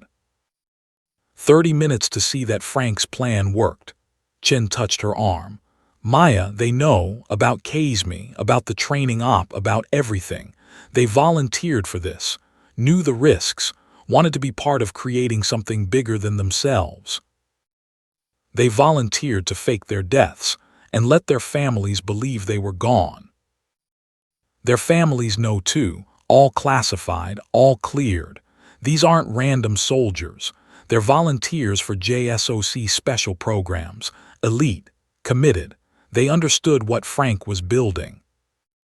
Maya wanted to believe that, wanted to believe everyone had agency, had chosen, but she'd seen enough of war to know choice was often just another word for the least bad option. Conference room C was too small for 73 people. They'd spilled into the hallway. When Maya approached, conversation died. 73 faces turned toward her. Some she recognized from the wall. Young lieutenant, grizzled sergeant, fresh private, all of them alive, breathing, real. A man stepped forward, 40-something, master sergeant rank, salt and pepper hair, eyes that had seen things. Sergeant Corwin, Master Sergeant Tom Reeves. I was kill number 17, March 14th. Supposedly took a round through the chest at 680 meters. He smiled. Hurt like hell. Those training rounds Kazmi used, they're non-lethal but they pack a punch. Broke 3 ribs. Spent 2 weeks here recovering before they sent me back for round 2. Round 2. The program rotated us. 23 actual participants at any given time, 50 reserve. We'd take hits, rotate out to heal, rotate back in. Built the most comprehensive understanding of counter-sniper tactics anyone's ever assembled. He gestured to the room.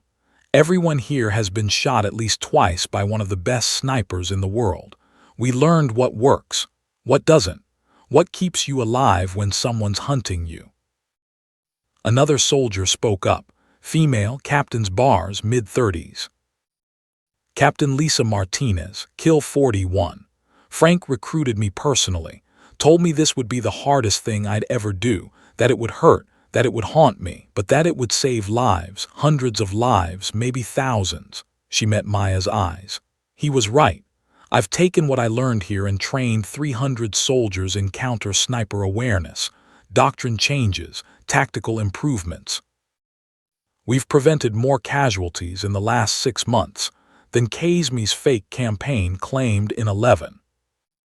The stories kept coming, each soldier stepping forward, sharing their experience, their injuries, their gratitude for being part of Frank's vision, and underneath every story, the same thread. Frank had convinced them that this mattered, that pretending to die so others could learn to live was the highest form of service. Maya listened. Let them talk. Let the weight of their sacrifice settle on her shoulders alongside everything else she carried.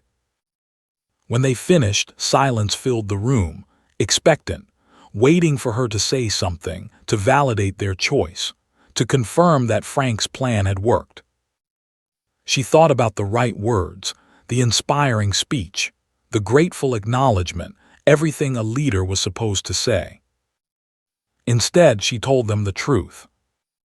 I spent 3 days thinking you were dead, memorizing your faces, carrying your weight. Every breath I took in that hide I took for you. Every calculation I made because 73 lives depended on getting it right. She paused. And now I find out it was theater, elaborate, well-intentioned, but theater. The room shifted, uncomfortable, defensive. I'm not saying it was wrong. I'm saying it was hard. And I'm saying Frank asked something from all of us that most people couldn't give. You gave your identities, your family's peace of mind, your sense of safety in the world. I gave my trust, my belief that the mission was real, that the stakes were life and death. She looked around the room, met as many eyes as she could. But here's what I learned. The mission was real, just not the one I thought. The real mission was creating something that would outlast all of us. A program, a doctrine, a way of thinking about warfare that prioritized precision over firepower, individual excellence over mass deployment. And everyone in this room is part of that, part of something Frank spent his entire life building toward. Reeves stepped forward again. He talked about you constantly. Last 6 months of his life, said you were the culmination, the proof that his methods worked, that patience and discipline and understanding your enemy mattered more than technology or firepower, said when you faced Kazmi, you'd prove everything he believed. Did I? You're here, Kazmi isn't. You made shots at ranges most snipers wouldn't attempt. Under pressure most snipers couldn't handle. You hunted a ghost and won. Yeah, you proved it. Martinez added, And now you get to teach it. That's the point. Frank created you to create the next generation. We're the proof of concept. You're the blueprint. A younger soldier, barely 20, raised his hand hesitantly. "Ma'am, can I ask something?" "Go ahead." How'd it feel making that shot? 1,180 meters, moving target, knowing if you missed, people died. Maya thought back, remembered the moment, the calculations happening faster than thought, the trigger pull, the recoil, the certainty that came from 10,000 hours of training compressing into 3 seconds of execution. Felt like breathing, like something I'd done so many times it wasn't even a decision anymore, just muscle memory and Frank's voice in my head telling me I was ready. She paused. Scariest part wasn't missing, was succeeding, because success meant I'd become exactly what Frank designed me to be, and I wasn't sure I wanted to be a weapon that perfect. The young soldier nodded slowly. "But you are, and that's what keeps the rest of us alive. Someone has to be willing to be that weapon, might as well be someone who understands the cost." Before Maya could respond, the door opened. 2 men in suits, government credentials, JSOC written all over them without needing to say it. "Sergeant Corwin, time for your debrief." She looked at the 73 faces one more time, committed them to memory again, not as photographs on a wall but as living, breathing people who'd trusted Frank enough to die for his vision. "Thank you," she said simply, "for everything you gave, everything you risked, everything you'll carry. It mattered." Then she followed the suits out of the room. The debrief lasted 6 hours. Small room, recorder on the table, questions designed to map every detail, every decision, every moment from insertion to extraction. They wanted to know what she'd seen, what she'd thought, what Kasmi had said, what Holt had done with the journal. She told them everything except the parts that mattered, told them about the hide site, the shots, the tactical decisions, left out the parts about Frank's letters, about Kasmi's choice, about the weight of understanding that she'd been a piece in a game she hadn't known she was playing. The lead investigator was a colonel, 50s, cold eyes, the kind of man who'd spent his career turning human stories into classified files. General Holt's report indicates Kasmi was a hostile actor, former CIA asset gone rogue, executed for crimes against U.S. personnel. Your actions saved American lives and eliminated a high-value target. Recommend Silver Star. Case closed. You agree with that assessment? Maya thought about Rashid Kasmi, about a man who'd been promised everything and given nothing, who'd watched his family die because Americans didn't keep their word, who'd spent 15 years planning revenge and then chose to die honorably instead of taking it. She thought about Frank, about promises made and broken, about the weight of trying to make things right when the system was designed to forget. She thought about the 73 soldiers who'd volunteered to be part of something bigger, who'd trusted that their sacrifice would mean something. "Yes, sir, I agree with that assessment." The lie tasted like ash, but some truths were too dangerous to speak. Some stories needed to stay buried so the living could move forward. The colonel nodded, satisfied. Case closed. Another file for the archives, another secret for the vault. You're cleared to return to duty. Orders will be cut within 48 hours. Anticipated assignment, sniper instructor, Fort Bragg, training the next generation.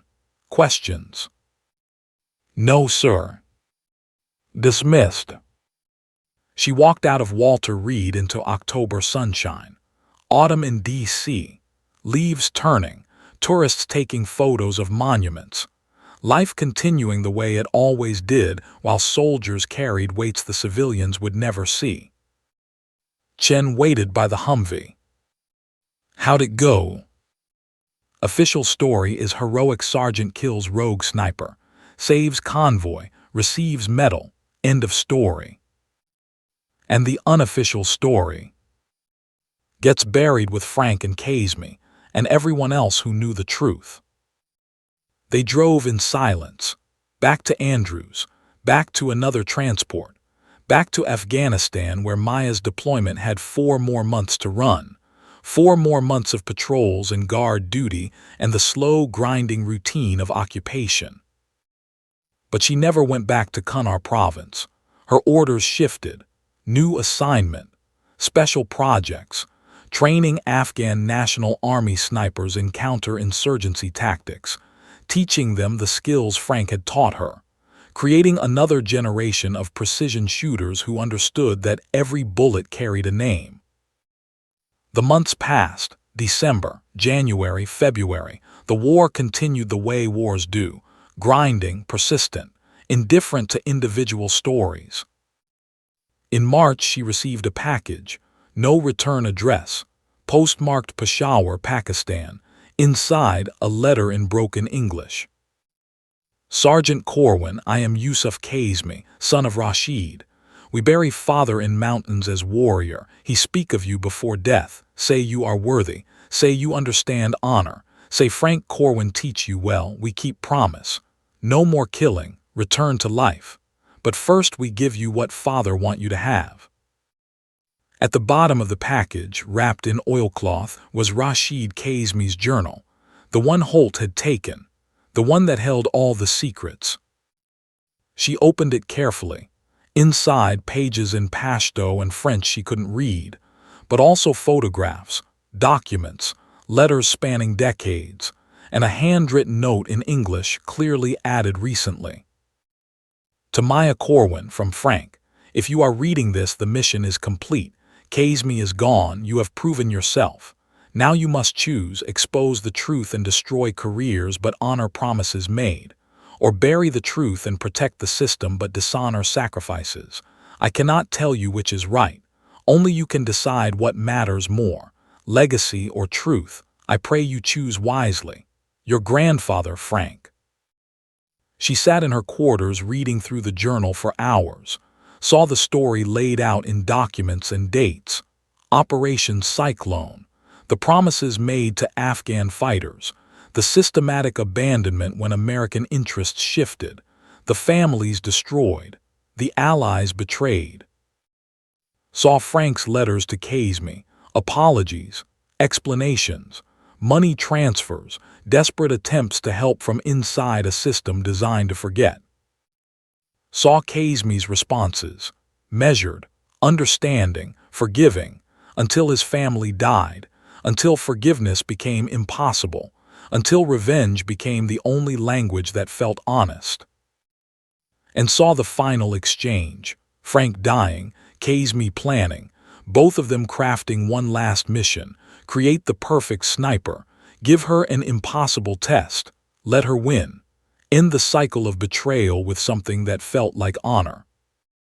She closed the journal, held it in both hands, felt the weight of decision. Expose the truth, names would fall, careers would end, Holt would face consequences. The system that had abandoned Kazmi would be held accountable. But the 73 soldiers would be exposed, their families' sacrifices revealed, the program dismantled, everything Frank had built destroyed in the name of truth. Or bury it, keep the secrets, protect the living at the cost of the dead. Let Kazmi remain a footnote, a rogue asset eliminated, nothing more. Let Frank's legacy be the program, the training, the lives saved, not the complicated truth of how it was built. She thought about what Frank would want, then realized that wasn't the right question. Frank had made his choice, had spent his death creating this moment, this decision. The question was what Maya wanted, what kind of person she chose to be. She pulled out her lighter, flicked it open, watched the flame dance. One choice, burn the journal, let the secrets die, protect the program, honor the sacrifice by letting it work in silence. Other choice, keep it, share it, demand accountability, honor the dead by refusing to forget. The flame wavered. She could feel Frank watching, could feel Kazmi watching, could feel 73 soldiers watching, all of them waiting to see what she'd become. She closed the lighter, put the journal in her footlocker, locked it, hid the key. Not burning it, not sharing it, just keeping it, holding the truth in reserve, insurance, reminder, a weapon to deploy only if the people who'd made promises started breaking them again.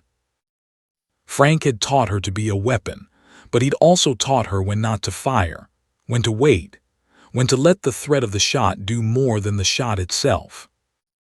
She would keep the journal, would protect the program, would teach the next generation. But if anyone tried to abandon allies again, tried to break promises the way Kazmi's had been broken, she had proof, had documentation, had the power to make them pay. Fire and vanish, but the vanishing was the important part. April brought orders, returned stateside, Fort Bragg, sniper instructor position, 12-month assignment.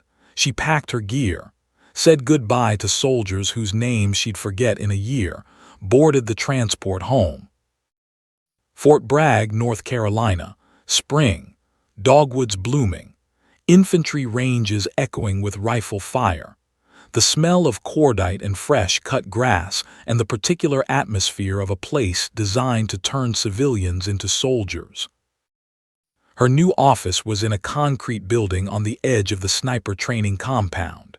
Small, functional, window overlooking the 1,000-meter range where students learn to make impossible shots under pressure. Her first class assembled on a Monday morning. 12 students, mixed gender, ages 20 to 35, all of them volunteers, all of them thinking they were already good. She stood in front of them and saw younger versions of herself, confident, skilled, completely unaware of what they didn't know. I'm Sergeant Maya Corwin. For the next 8 weeks, I'm going to teach you to be snipers, not shooters, snipers. There's a difference. Shooters pull triggers.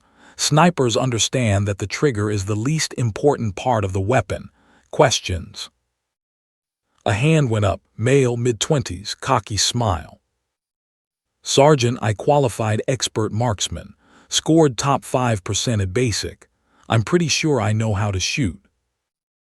I'm sure you do. But can you shoot 1,180 meters in a crosswind with people's lives depending on perfect execution? The smile faded. No, Sergeant. Then you're here to learn, not to prove yourself, not to compete, to learn, because the second you think you know everything is the second you get someone killed. She paused. My grandfather trained me from age 12 until the day he died. 40 years of knowledge compressed into a lifetime of lessons, and I still learn something new every day. Humility is the first qualification of a good sniper. The second is patience. The third is the willingness to not take the shot. Questions? No hands. Good. Range opens at 0500. First live fire at 0600. Miss breakfast if you want. Miss training and you're recycled. Clear. Yes, Sergeant. The weeks passed.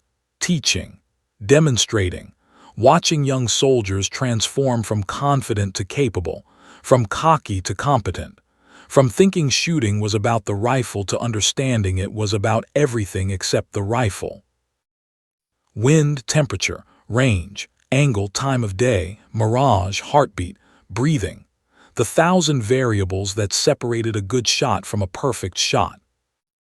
And underneath all the technical training, the harder lessons.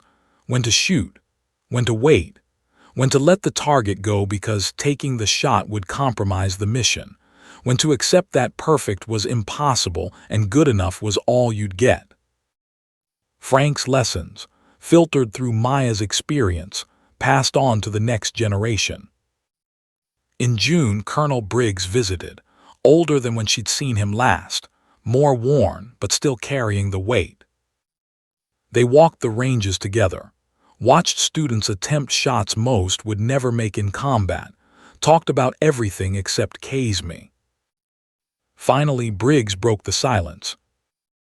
I'm retiring, end of the month, 30 years in, 3 wars, time to let younger people make the decisions.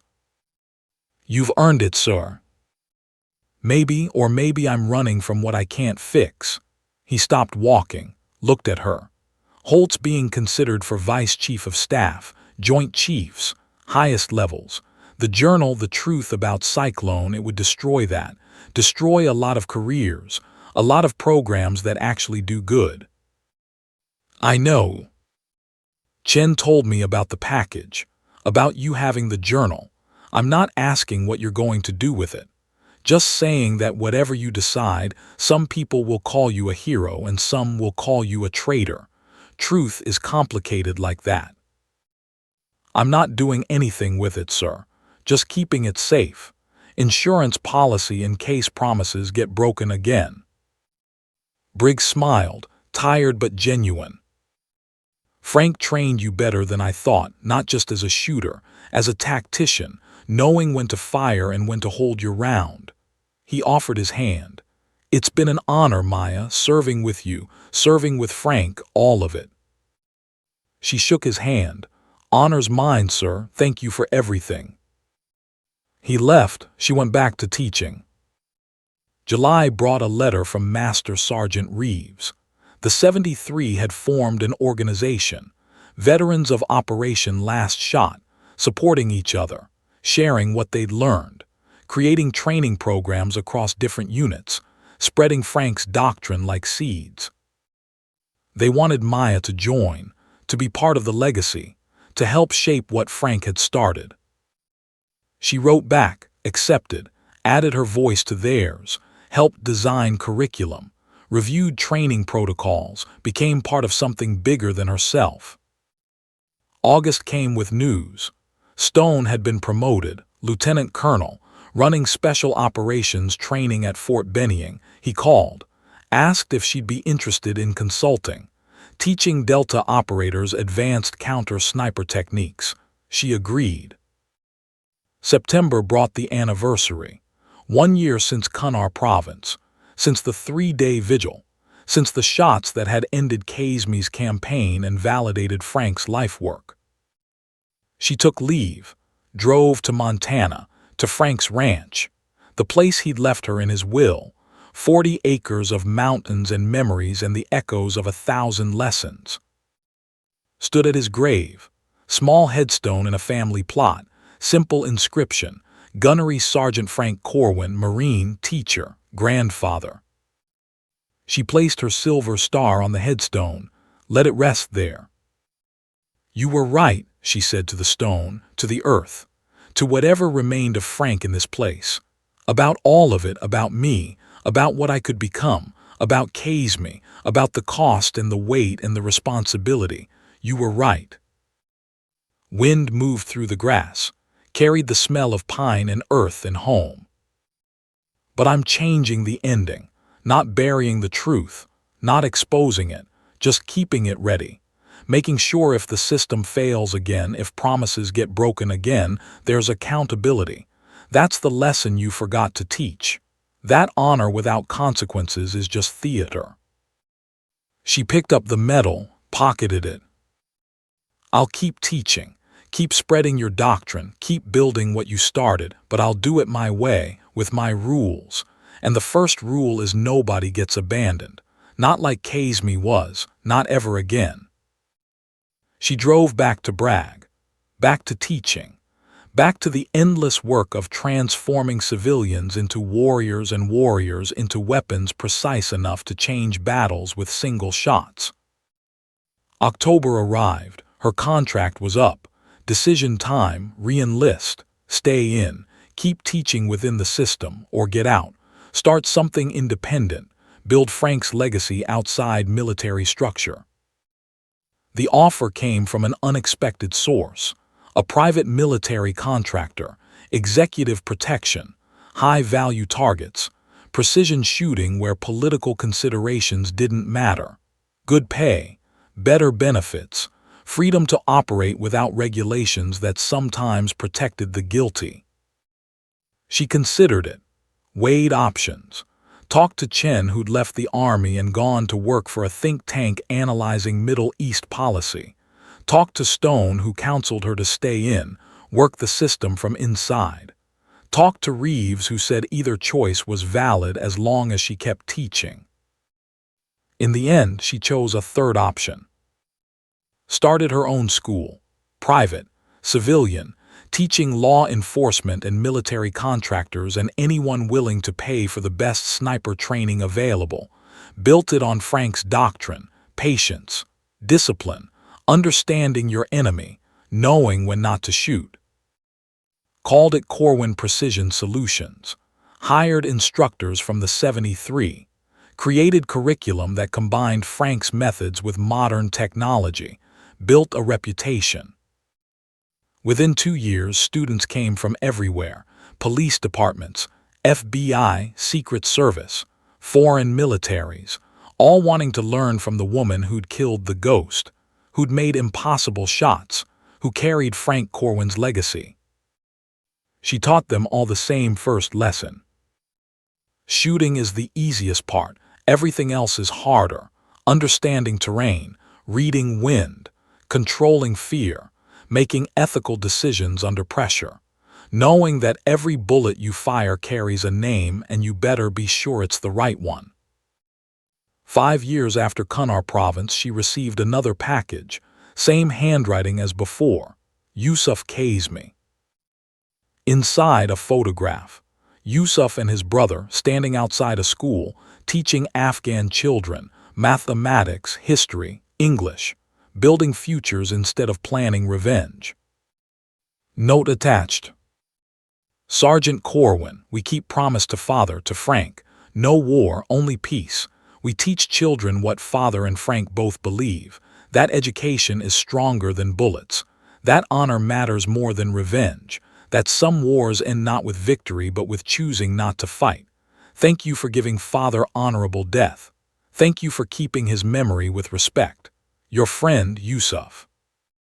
She hung the photograph in her office, next to the one of Frank, next to her silver star in a frame, next to a map of Kunar province marked with the positions where everything had changed.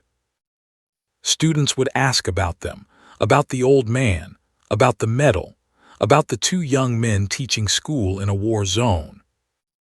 She'd tell them the simple version: grandfather who trained her, mission that tested her, people who'd chosen peace over violence. Wouldn't tell them about the journal locked in her safe, about the secrets it held, about the insurance policy that guaranteed promises would be kept. Some truths were too heavy to share. Some stories needed to remain shadows, but shadows were what snipers understood best: living in them, working from them, becoming them when necessary. 10 years after Kunar province, Holt retired, Vice Chief of Staff, highest levels, distinguished career, left the military and joined a defense contractor board, made millions, gave speeches about honor and service and American values. Maya saw him once, at a conference. He didn't recognize her, or pretended not to, hard to tell with men like Holt. She thought about the journal, about exposing him, about justice. Then thought about the 73, about the program, about the thousands of soldiers who'd been trained in counter-sniper tactics, about the lives saved by Frank's legacy. Chose legacy over revenge. Let Holt walk away. But kept the journal, kept the option, kept the power to destroy him if he ever betrayed promises again. Fire and vanish. The vanishing was the important part. 15 years after Kunar province, the news broke: American withdrawal, final troops leaving Afghanistan, chaos, helicopters, promises broken to allies who'd believed American guarantees. Afghan translators abandoned, families who'd helped Americans left behind to face retribution. The pattern repeating. She opened her safe, pulled out the journal, looked at it for a long time. Then put it back, locked it again. Not yet, not yet, but the time would come, when exposure would force change instead of just creating scandal, when truth became a weapon that built instead of destroyed. She'd know when. Frank had taught her to wait. 20 years after Kunar Province, Maya Corwin stood at a podium in the Pentagon, invited to speak about the evolution of sniper doctrine, about precision warfare, about lessons learned from 2 decades of combat. In the audience, generals, admirals, politicians, decision-makers. She spoke about Frank, about his methods, about patience and discipline and understanding your enemy. Spoke about the importance of keeping promises, of honoring allies, of making sure the people who trust us aren't abandoned when politics shift. At the end, a general stood, 4 stars, chairman of Joint Chiefs. Sergeant Corwin, in an age of drones and precision munitions, is there still a place for individual snipers? She thought about 3 days in a hide, about 1180 meters, about Kazmi choosing honor, about Frank teaching her that technology was no substitute for understanding.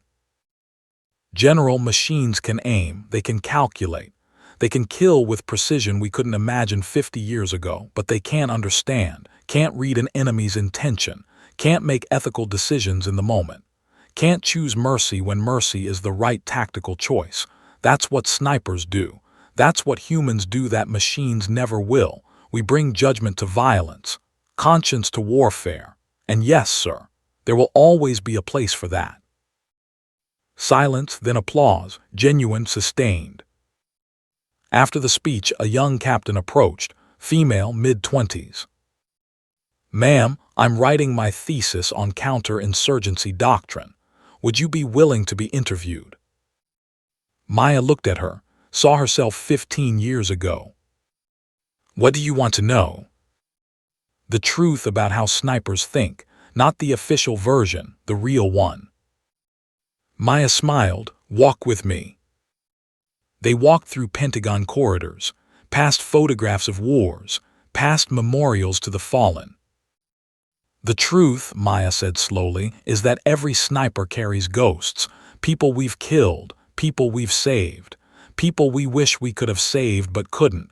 We're human, we hurt, we doubt, we wonder if we made the right choice, and we carry that forever." "How do you live with it?" "By teaching others to make better choices, by sharing what we learned, by honoring the people who taught us and the people who trusted us to use our skills wisely." They reached the exit. The captain shook her hand. "Thank you, ma'am." "Good luck with your thesis, Captain.